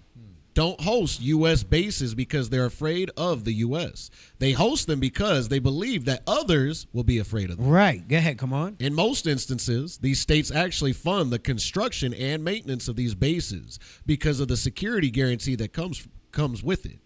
As this war now creeps into its second month, these same U.S. bases that guaranteed security, stability, and prosperity for decades have become a liability. Right, because Iran is attacking all these states that have bases in them. Go ahead, come on. The war isn't just erasing their reputations as safe havens for investment. They're taking serious economic hits. The closure of the Strait of Hormuz has effectively cut them off from the global market, costing around $1 billion a day in lost exports. That's insane. Go ahead, come on. Qatar alone has lost nearly a fifth of its LNG capacity, with total infrastructure damage across the Gulf already estimated to be around $25 billion. LNG, I think, is the company that does the natural gas. Qatar supplies like most of the world's natural gas. Go ahead, come on. For the autocrats that hold power in the Gulf, this is far worse than an economic crisis. It threatens the social contract that guarantees the preservation of their authoritarian monarchies in return for sustained high standards of living and incredibly well-funded social services. It is possible that Trump's ill-planned war will trigger far more than just resentment from the Gulf. So the seeds of that resentment, right, so that the Arabs joined them, raging, coming with them, right, the Carmanians, right, you're seeing those seeds planted now. Go ahead, come on. But a recognition that the U.S. is no longer the reliable security partner it once was. It is entirely plausible that Trump's erratic and capricious behavior towards the international community could see these incredibly important states lean closer into China's orbit, especially if it's found that it has far greater ability to restrain Iran than the U.S. Right, because Iran doesn't respect the U.S. They're not intimidated by the bases there. Right. So they're saying, what's the value?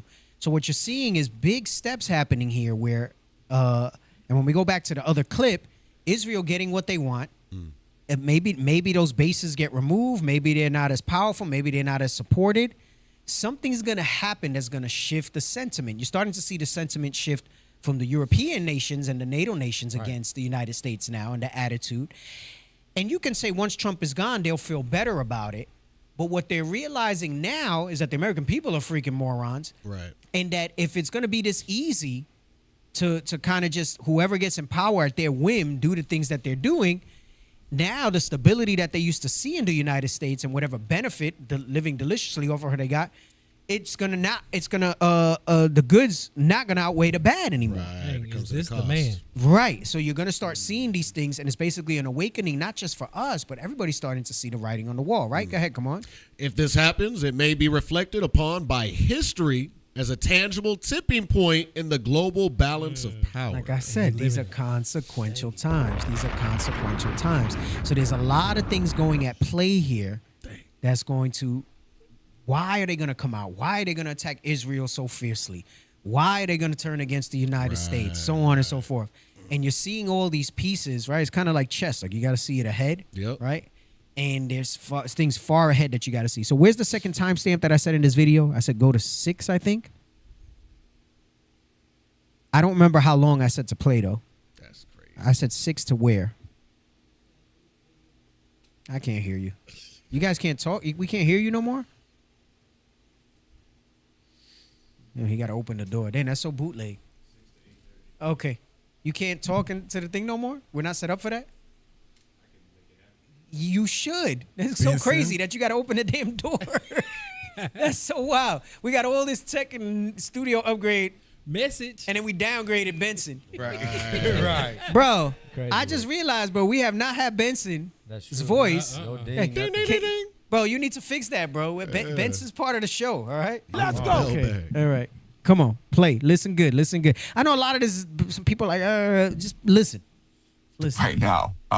So the Israelis and Americans are attacking critical infrastructure. So the Israelis attacked the largest gas field in Iran. The desalination plant was destroyed. But we also have to remember what is being hidden from us. And what's being hidden from us is the fact that the Israelis and Americans are trying to destroy the capacity of the state to govern the nation, basically destroy the state's monopoly on violence. And so what we're hearing are attacks on police officers, on military installations, and there's talk of special forces going into Iran and starting to fund dissident groups, right? Like the Kurds and the Palakis in southeast Iran. So no matter what happens in this war, it's going to be very hard for the government to maintain national control even if they were to survive this war. And also another huge issue So he's talking about for Iran. So stop. He says that even if they survive, it's changed things. I'm showing you all these points that, and we'll read the prophecy after this clip. How do you get to this point in the prophecy today, and telling you that this is not a small thing that's happening right now? It's consequential, it's significant, it's meaningful, and there's a lot of pieces at play. And if it's not God's hand at play, that's why I spent so much time in the beginning lining up that his hand, he measures, he does this. I don't know what is. How does all this stuff line up seemingly from 0 to 100 out of nowhere, right? And oh man, what's the strength by peace now is their new line, because he was saying he's the president of peace, but everybody's saying, well, what the hell is going on now? Right, where's the peace? We went strength by peace. Talking peace, but peace ain't by no strength. peace. Peace by strength. So basically, yeah, it's peace after we get down or lay down. After we F everybody up. Come on, play. Is that for the past few years, it suffered drought issues.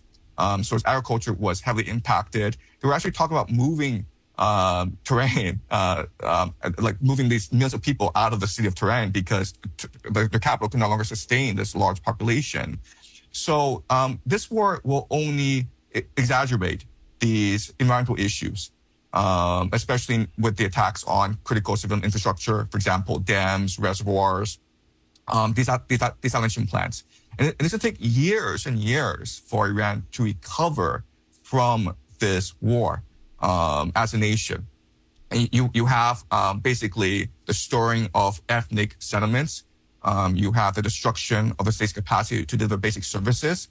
But the good news for Iran is that it seems as though they will be able to maintain control over the Strait of Hormuz. And that is critical because now they're able to charge a toll on anyone who uses the Strait of Hormuz. And they talk about 10%, which should generate about $800 billion a year annually for Iran. So the nation will be destroyed in this war, but if it's able to harness the pride of the Persian people, if it's able to unify the Persian people, and it's able to leverage the resource of the Strait of Hormuz effectively, then we can expect Iran to rise again in like 10 to 20 years' time. Iran will rise again in 10 to 20 years' time. Dang. Right. I'm not saying it's going to pop off in 20 years, but how do we get from where we are today, that the Arabs are not united with them, they don't have a nuke, they're probably going to not be able, they're delayed and set back, all the infrastructure thing and that they said. Right. Let's read the prophecy so that you can understand. And he just basically kind of told you what's going to happen. Right. He said Iran's going to rise again. They're going to make $800 billion a year, estimated, for the next 10 to 20 years. Stack it up and spend it wisely. And maybe not have the same level of U.S. influence in the region. They're going to lull them to sleep with so-called peace and hegemony over there by Israel. Right. And all the while, he said something that went over everybody's head. He said ethnic sentiment. I don't know if you caught it. And he also has this little accent that he's going on there. He said, you got to consider the ethnic sentiment. That's the sentiment of how do you create a terrorist. Go in, bomb a girl's school, kill up their infrastructure, jack them up. Yep. And then you see if they're the hero or the villain, right? And then go from that perspective, and then you'll just see that the next generations are gonna come up. Might not be this generation, but 10 to 20 years, you have another generation coming into power, right? And something's gonna happen, right? And there might still be more events that we can't see yet, but something's gonna happen. But let's go to 2nd Ezra 15 and 28. The book of 2nd Ezra, chapter 15 and verse 28.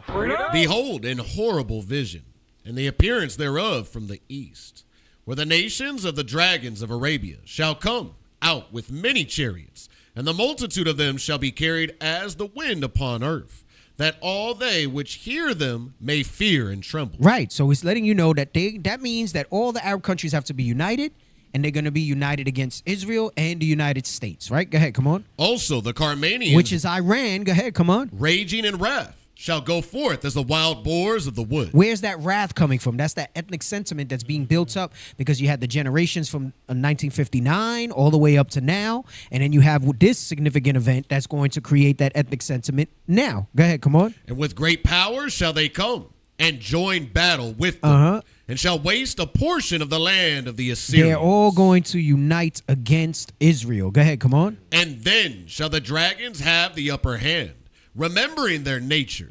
And if they shall turn themselves, conspiring together in great power to persecute them, then these shall be troubled, and keep silence through their power, and shall flee. Come on. And from the land of the Assyrians shall the enemy besiege them, and consume some of them. And in their host shall be fear and dread, and strife among their kings. And strife among their kings. So it's letting you know, how do you get to this with today? We're not there yet. We're not there yet, but we just went through a whole bunch of different points to show how you lead up to those points. Right. That's what I'm saying. This is consequential stuff. Right. This is the highlight of the movie that's going to basically That's the give us trailer. insight. Mhm. Yes. Yeah. That's going to give us insight on what's going to happen. And you have the movie voiceover, in a world where, right? And then you see clips of Trump, and you see clips of Netanyahu, and you see all this other stuff, right? And then the rest of the movie leads up to that finale, Right. where you see that that's going on, right? Where you see that that's going on. Hey, Deacon. Oh, that's how right. That's how the trailers start, right? What? What? You gonna bring something? Oh, real quick, if I could. What is it? 2 Ezra 9. Was I gonna go to that? Hold on, because I have some scriptures here. No, go ahead. Do your thing. Give me verse 1, please, and then just jump down to verse 6. The book of 2 Ezra, chapter 9 and verse 1. He answered me then and said, measure thou the time diligently in itself. Right, but because what Deacon is going over in regards to consequential times reminded me of this scripture.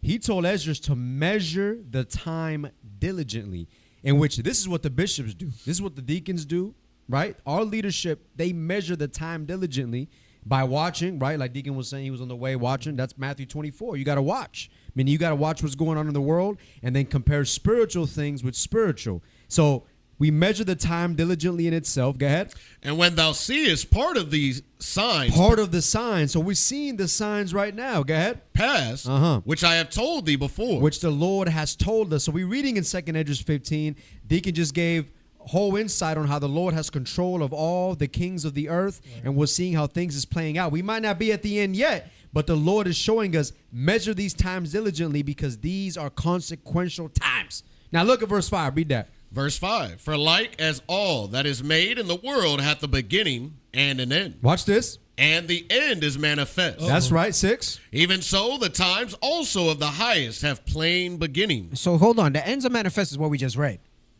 in 2 Ezra 15. Yeah. We know what the climax of the movie is going to be, and how everything's going to then pop off, and all the events that happen after that, right? Sir. Go ahead. Absolutely. Verse 6 again.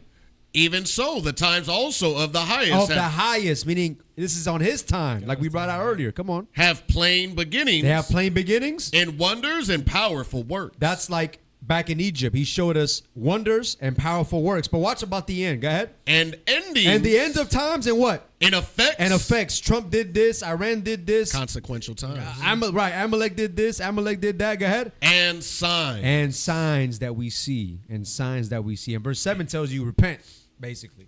Matter of fact, read that, because we gotta at least give that message out. Verse 7. Verse 7, and every one that shall be saved, right, and shall be able to escape by his works, and by faith whereby ye have believed. Right, that's it. So we gotta repent. Hey, get me the one where it says Israel lobby dictates foreign policy, and then come back to that after we're done with this, so I can tell you the next one to get. Right. So read this. Mind-blowing revelation.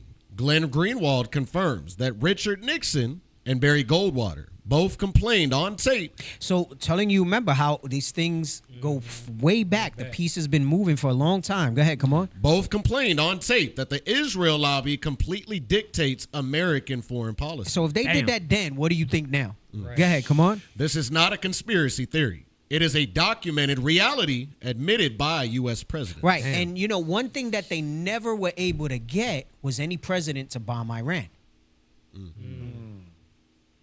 Israel never got it.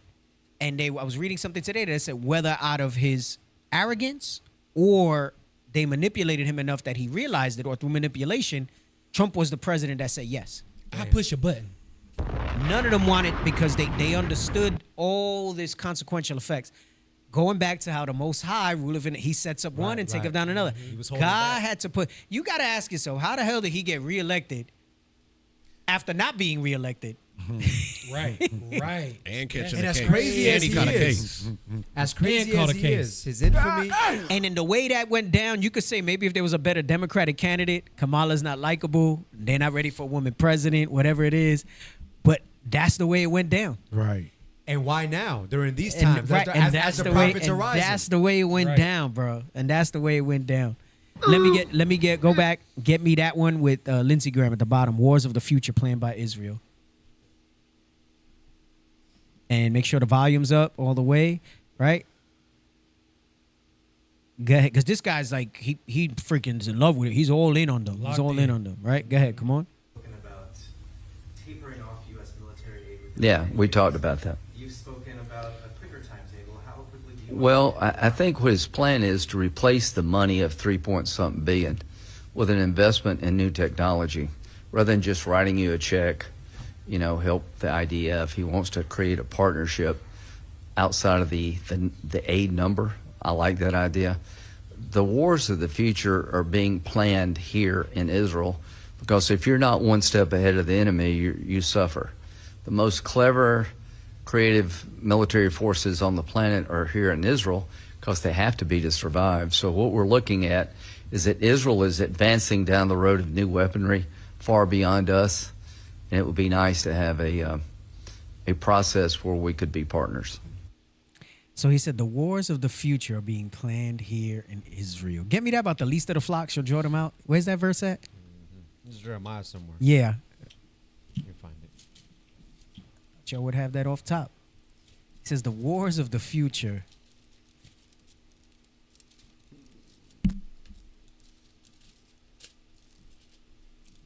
Jeremiah 49 and verse 20. I got it right here. Jeremiah 49 and verse 20. Hold on, let me get there too. 49:20. Come on.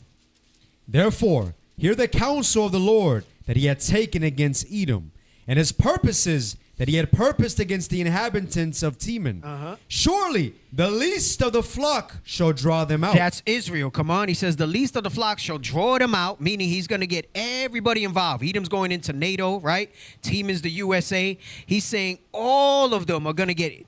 And notice, he just said we want to partner. But he said instead of giving money, we want to actually support them because they're making technological advances. Right. Remember how it says that he makes the smith that develops the waster and stuff? Yes, yes. He says they're giving them technological advances, and rather than sell them our weapons, we want to help them develop their weapons. So they're going to give us the intel, we'll develop them, and we'll actually give them the weapons instead of money to buy the weapons. Right? Go ahead, come on. Surely the least of the flock shall draw them out. Surely he shall make their habitations desolate. Why? With nuclear destruction. Right? With nuclear destruction. Damn, you know what? I do got to bring this out. You on it. Is that you, Mike? I forgot about this one. Oh, man. Yeah, somebody back there cooking. I might have to read this one. I'm trying to move to close, but I might have to read this one. Let's read this one. All right? JFK demanded. Showing you how far back this goes. It goes with the whole theme of how I opened the show and everything like that. And I know sometimes it sounds like a lot of pretty scripture. I get it, right? Like it's us as leaders to convey what we see. Even some of what I'm understanding at this point gets solidified. Like when I see Bishop teach and whatever, and then then I'll put like my thoughts together around more of what I'm hearing and stuff like that, right? And it's interesting. I'm not spending like all my time listening to this, but when your mind's kind of on this stuff, you'll see and hear something and it reminds you verse wise, right? Like, and then so when it comes time for the show, it's more like I come with talking points and then I'll see where this stuff kind of leads us to do it, right? Everybody wonders why they assassinated JFK. And while they've never confirmed that it's really them, everybody pretty much believes that it was really them. It was the CIA, was an inside job, right? Nixon, Goldwater, those were former presidents. They confirmed that Israel is the one that dictates foreign policy. You just saw Lindsey Graham in Modern Times say the wars of the future are planned in Israel, meaning that goes into where the Valley of Jehoshaphat, Megiddo, Bishop went over that where he showed all the Ashkelon and everything, right? Yeah. And now you have a politician like confirming it, right? Like he's basically letting you know when you look at it spiritually, this is where it's going to pop off, right? This is where it's going to pop off. Let's read these slides about JFK. Come on. JFK demanded to inspect Israel's Dimona nuclear reactor in 1963. Come on. He even threatened to cut U.S. aid to Israel. Then he was assassinated. Right, because they were building just like you see they were trying to build, they tell you that it was for power, this and that. It's like the unspoken secret that Israel has up to 9 nukes, right? Israel has up to 9 nukes, right? And they kind of let them against any treaties. They're not bound to any nuclear proliferation treaties, none of that stuff. Because it's the worst secret in the region and in the world that Israel has nukes, right? Go ahead, come on. Iran is... He didn't finish that part. You got to go back. You got to go back. Iran is now hammering Israel's illegal Dimona nuclear site, a threat. Come on. Iran's main nuclear facility, Natanz, gets hit. So this was like, I think, a couple weeks ago, week and a half ago. But go ahead, come on. Then comes the response. Missiles fired toward Dimona, the area of Israel's nuclear site. Nuclear-linked targets are now part of the battlefield. Keep going. You got to stay on it. In the early 1960s, JFK discovered Israel was secretly building a nuclear weapons facility at Dimona. JFK immediately pushed back. He demanded full inspections, and he threatened to cut off U.S. aid if they didn't comply. Israel is not part of the Nuclear Non-Proliferation Treaty, NPT. That means no formal inspections, no official declarations, a policy often described as nuclear ambiguity. JFK believed Israeli nuclear weapons would destabilize the entire region, spark an arms race, pull the U.S. into endless conflict. He told Israel, no inspections, no weapons, no exceptions. Israel lied. They told the U.S. Dimona was a research site. They denied access. They refused full inspections. They kept building in secret. There's a reason Israel wants a fractured, weakened Middle East. Every strong neighbor is treated as a threat. Every regime they don't control gets destabilized. Behind it all is a vision. Expand. The Greater Israel Project? Dominate. Survive at any cost. The Greater Israel Project, a colony. And America paid the price in blood, endless wars, debt, and silence. JFK didn't want American soldiers to die for Israel. He didn't want them to fight for other nations. He was America first, not Israel first. He wanted peace, but Zionists disagreed. JFK wasn't just fighting nuclear secrecy. He was also trying to dismantle foreign influence over U.S. policy, including AIPAC. That's why you hear like leadership sometimes throwing up prayers against AIPAC. AIPAC is evil as hell. Right. They're an NGO, a non-governmental organization that influences the American government and other world governments. And they have so much money and resources. Line in the pockets. And almost every politician in the United States and probably in other countries as well takes money from them. And they have different ways that it's not just campaign contributions. There's ways they classify it with their mischief by law that they enrich themselves with them, right?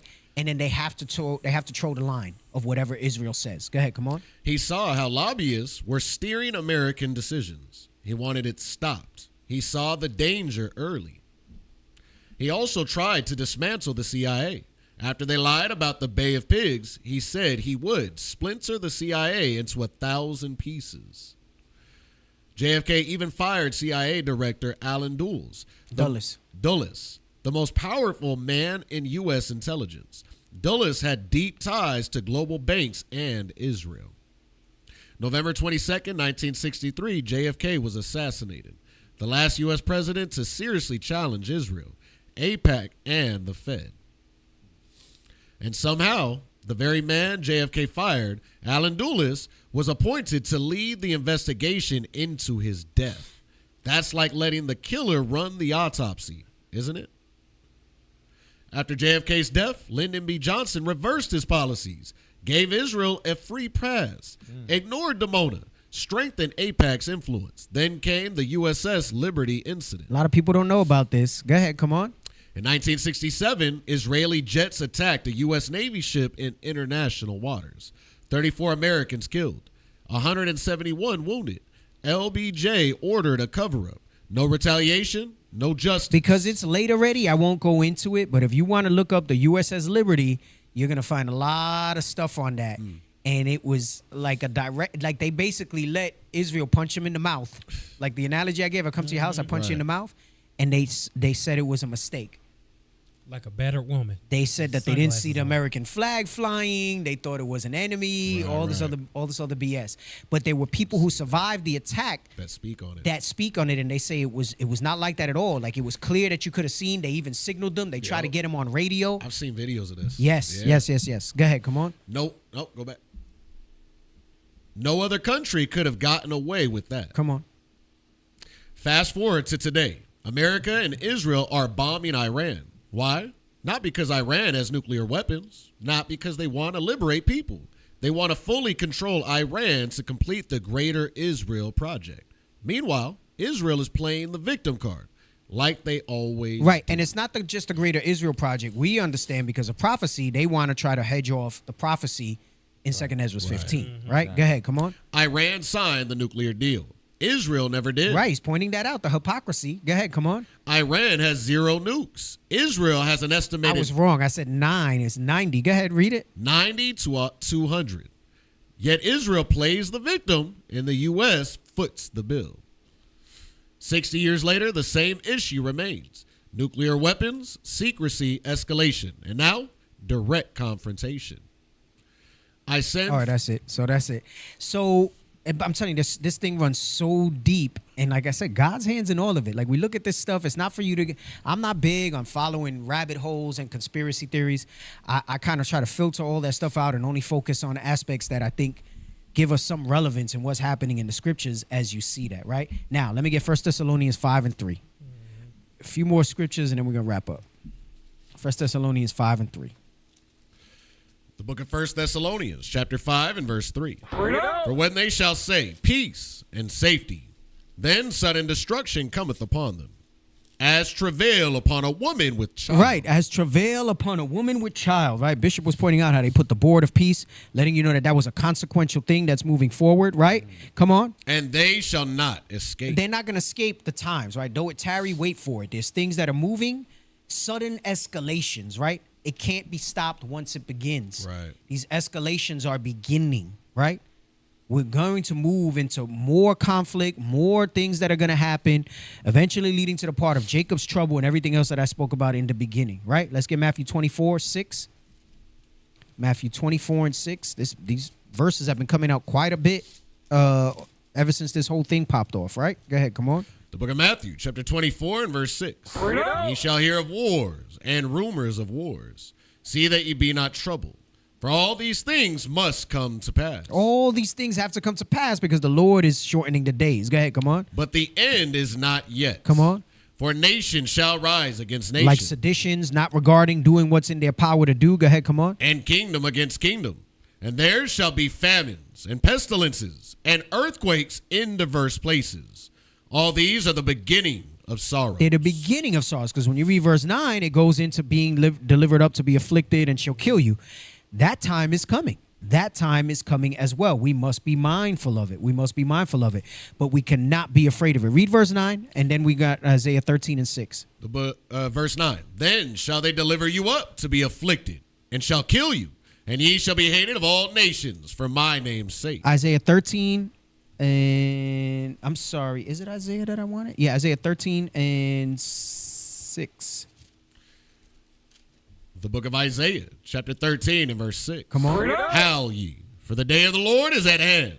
It shall come as a destruction from the Almighty. Right, when that time comes, God is going to bring his judgment. Come on. Therefore shall all hands be faint, and every man's heart shall melt. Come on. And they shall be afraid. Right. It reminds me of Wisdom of Solomon 5, right? Where it says they're going to look up and they're going to see this amazement. Go ahead. Come on. Pangs and sorrows shall take hold of them. They shall be in pain as a woman that travaileth. Come on. They shall be amazed one at another.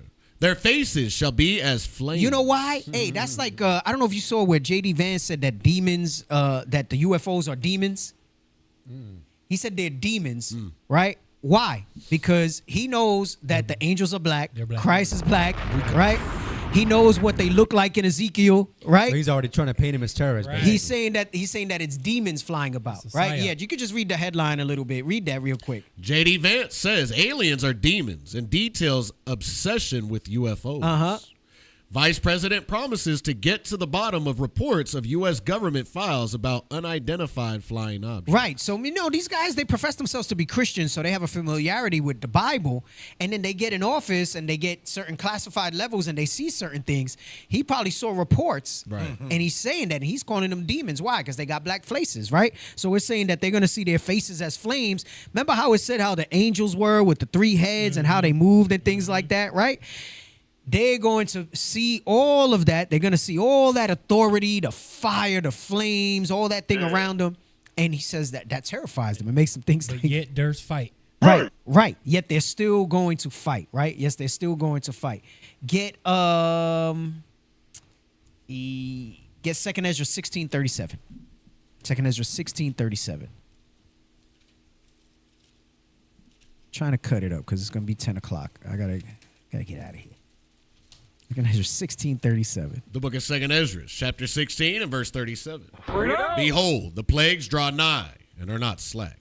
As when a woman with child in the 9th month bringeth forth her son. Within 2 or 3 hours of her birth, great pains compass her womb. Come on. Which pains, when the child cometh forth, they slack not a moment. Right, letting you know that those times are going to accelerate. Those times are going to accelerate. How are we to react? Come on. Even so shall not the plagues be slack to come upon the earth. And the world shall mourn, and sorrow shall come upon it on every side. Read. O my people, hear my word.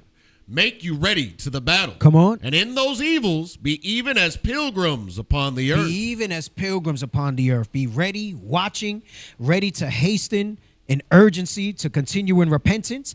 Now let me show you the plagues. Go to 15 and 5. 15 and 5. Stay in 2 Ezra. 2 Ezra, chapter 15, verse 5. Behold, saith the Lord, I will bring plagues upon the world. Right, because you hear plagues and you think that it's just sickness, right? Go ahead, come on. The sword, famine, death, and destruction. The sword, famine, death, destruction. Come on. For wickedness hath exceedingly polluted the whole earth, and their hurtful works are fulfilled. Right. Remember the time it'll be trodden down of the Gentiles until the time of the Gentiles are fulfilled. We are nearing closer to those times. We are nearing closer to those times. Back to 2 Ezra 16. Read 18 though. The book of 2 Ezra, chapter 16 and verse 18. The beginning of sorrows and great mournings. The beginning of famine and great death. The beginning of wars, and the powers shall stand in fear. All the nations, that's the powers, they're going to stand in fear. Go ahead, come on. The beginning of evils. What shall I do when these evils shall come? What shall he do when the evils shall come? Come on. Behold, famine and plague, tribulation and anguish are sent as scourges for amendment. As sent as scourges for amendments. As sent as scourges for amendment. Let me get Wisdom of Solomon. Is it 14? About the plagues and ignorance, 14. The book of Wisdom of Solomon, chapter 14, verse 22. Moreover, this was not enough for them, that they erred in the knowledge of God. But whereas they lived in the great war of ignorance, those so great plagues called they peace. Remember, it says when they say peace and safety, then sudden travail shall come. It means that we're going to live in those times where the plagues are around us. Right. And many of us are going to stay asleep. That's why it's important that we stay mindful, attention, conscious of these things, right? Because the ignorant, it's a great war of ignorance, will say that those plagues are peace. Rock back to sleep. Right? Rock back to sleep in all those type of things and in all those moments, right? Let me see what else I want. Let's get Luke 21:25. Luke 21:25 says something similar. The book of St. Luke, chapter 21 and verse 25. And there shall be signs in the sun, and in the moon, and in the stars, and upon the earth distress of nations, with perplexity, the sea and the waves roaring. Come on. Men's hearts failing them for fear, and for looking after those things which are coming on the earth. For the powers of heaven shall be shaken, and then shall they see the Son of Man coming in a cloud with power and great glory. That's why he said demons, J.D. Vance, because he's referring and he said them UFOs is demons. The angels is up in there. Right. He's calling them demons. I think that wisdom of Solomon. Then they're going to be, how are these numbered among the lot of the Most High? Right. How are they numbered among the saints? 2 Timothy 3:1. 2 Timothy 3:1. The book of 2 Timothy chapter 3 and verse 1. This know also, that in the last days perilous times shall come. Right. And remember, we haven't got to the point where they've touched us yet in the Jacob's trouble. So a lot of us might feel complacent about those type of things, right? And we don't realize, remember, it said, make ye ready to the battle in those times. So this is the time where we gird ourselves up, where we prepare ourselves for these times to come and be mindful of all these things. And what's the best way that we prepare ourselves? Prayer, fasting, studying. And repenting. Right. Application above all of that, Patience, right? That's the patience that we have, right? This is the patience of the saint. Get that, Revelation 14:12. Yes, and then after that, Revelation 12:12, and we done. The book of Revelation, chapter 14 and verse 12. Here is the patience of the saints. Here are they that keep the commandments of God and the faith of Jesus. Start at Revelation 12 and 10, actually, right? Why? So as long as we keep the commandments of God, that's our patience. Keeping the commandments of God and the faith of Jesus Christ, that he's going to come redeem his people, the 12 tribes, because it's only the 12 tribes, because through the gates of the New Jerusalem, there's 12 gates, 12 doors, and it's the 12 tribes of Israel around it, right? It don't no other name for any other nations on it, but the 12 tribes. Go ahead, come on. The book of Revelation, chapter 12 and verse 10. Remember that even though all these things are there, distress of nations, all these worries, all these concerns, that's our salvation nearer than we believe. Go ahead, come on. And I heard a loud voice saying, in heaven, now is come salvation. Now is come salvation, come on. And strength, and the kingdom of our God, and the power of his Christ. His anointed one, come on. For the accuser of our brethren is cast down. Amalek and Esau, Edom, come on. Which accused them before our God day and night. Read. And they overcame him by the blood of the Lamb. That's the patience, because the blood of the Lamb gives us the grace to keep these commandments without the repercussions that were under the old covenant, so that we can get to this day and this moment. Go ahead, come on. By the word of their testimony. All right, that's why we got to go out, teach, right? How beautiful are the feet of them that bring the gospel of peace and glad tidings. Go ahead, come on. And they love not their lives unto the death. And we love not these lives unto the death. Be ready for when that time comes. Remember what we read about death? It's a reward when you return to the Father. Right. Because he's taking you away. He says, this is enough. You've served enough time. That short time that you were here dealing with these tribulation stuff is enough. Some of us going to have to stay here. The ones that, and it's not a punishment when we stay for those that eventually wind up making it, but he knows that he got you reserved to be the strength in those times for your people. He needs you there. Go ahead, come on, read. Verse 12, therefore rejoice ye heavens, and ye that dwell in them. Come on. Woe to the inhabitants of the earth and of the sea, for the devil is come down unto you. You know when he says, rejoice ye heavens and ye that dwell in them, he's talking about the ones that are there in the chamber, and he's talking about those that are of this, in this world, but not of this world, right? Because then he says, those are the earth, right? It's not a time to rejoice, because those are the ones that are tied to this earth. Go ahead, come on. Having great wrath, because he knoweth that he hath but a short time. So things are going to get crazy. Things are going to get worse. He knows he has a short time, all right? So that's it. Fire. That's what we got. That's what we got. That's what we got. Hey, put some flames on the comments if you enjoyed tonight's topic. Yeah. I knew Deacon was going to prophesy. Hey, that was fire. Deacon, this is you right here. Hey. So with that being said, man, you saw how I said that we still got to go out there. We still got to bring the testimony. Make sure that you support the Booster Club, all right? Hit that QR code. You can even text to give. We always out there. We show you where those efforts go, where those funds go. We out there trying to reach the diaspora of our people and bring this news and prophecy to them as well, so that they may also repent and we may continue to help in that effort to shorten the days, all right? Hey, and don't forget to subscribe to our YouTube, TikTok, Instagram, all of our social media platforms. And also don't forget to subscribe to Original Royalty, all right? We want to make sure them subscribes go up as well on there, all right? Because all of these particular platforms, they spread the word, and they all go towards the building of God's nation, all right? So make sure y'all do that. Don't just listen to my voice. I know you hear this every week, right? Every single power hour. Go to the social media and subscribe, because I know all of y'all ain't subscribed to Original Royalty. I know a lot of y'all ain't subscribed to the Power Hour Plus, so make sure y'all do that. There's 500 people right here. And in those 500 people that is watching, 532, you probably got brothers and sisters around. Make sure they subscribe too. All right, I'm going to give 5 seconds. Let's go. I'm going to let them think for a second. Lock the doors. Right. All right, so all praises to the Lord, Deacon. Then you caught me rehydrating. I was trying not to drink so much because then I got to go to the bathroom and stuff like that. Oh, Jesus. Hey, y'all stay safe, stay in the spirit. New moon tomorrow night. That's right. All praises to the Most High. All right. We know what the moon represents and the sign for us, okay? They talking about they building a base up there. Literally know that's the Most High's base. Right. Where the angels. Get some help. Where Most High's base is.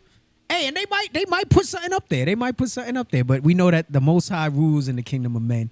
He letting all these things happen that way, all right? And y'all stay safe out there. You got these times coming up. People's sentiments high, a lot of craziness going on out there, and stay strong and firm in the spirit. All right, let's make sure that we stay focused, eye on the prize, kingdom minded. Right, and with that we say shalom, shalom, shalom, shalom.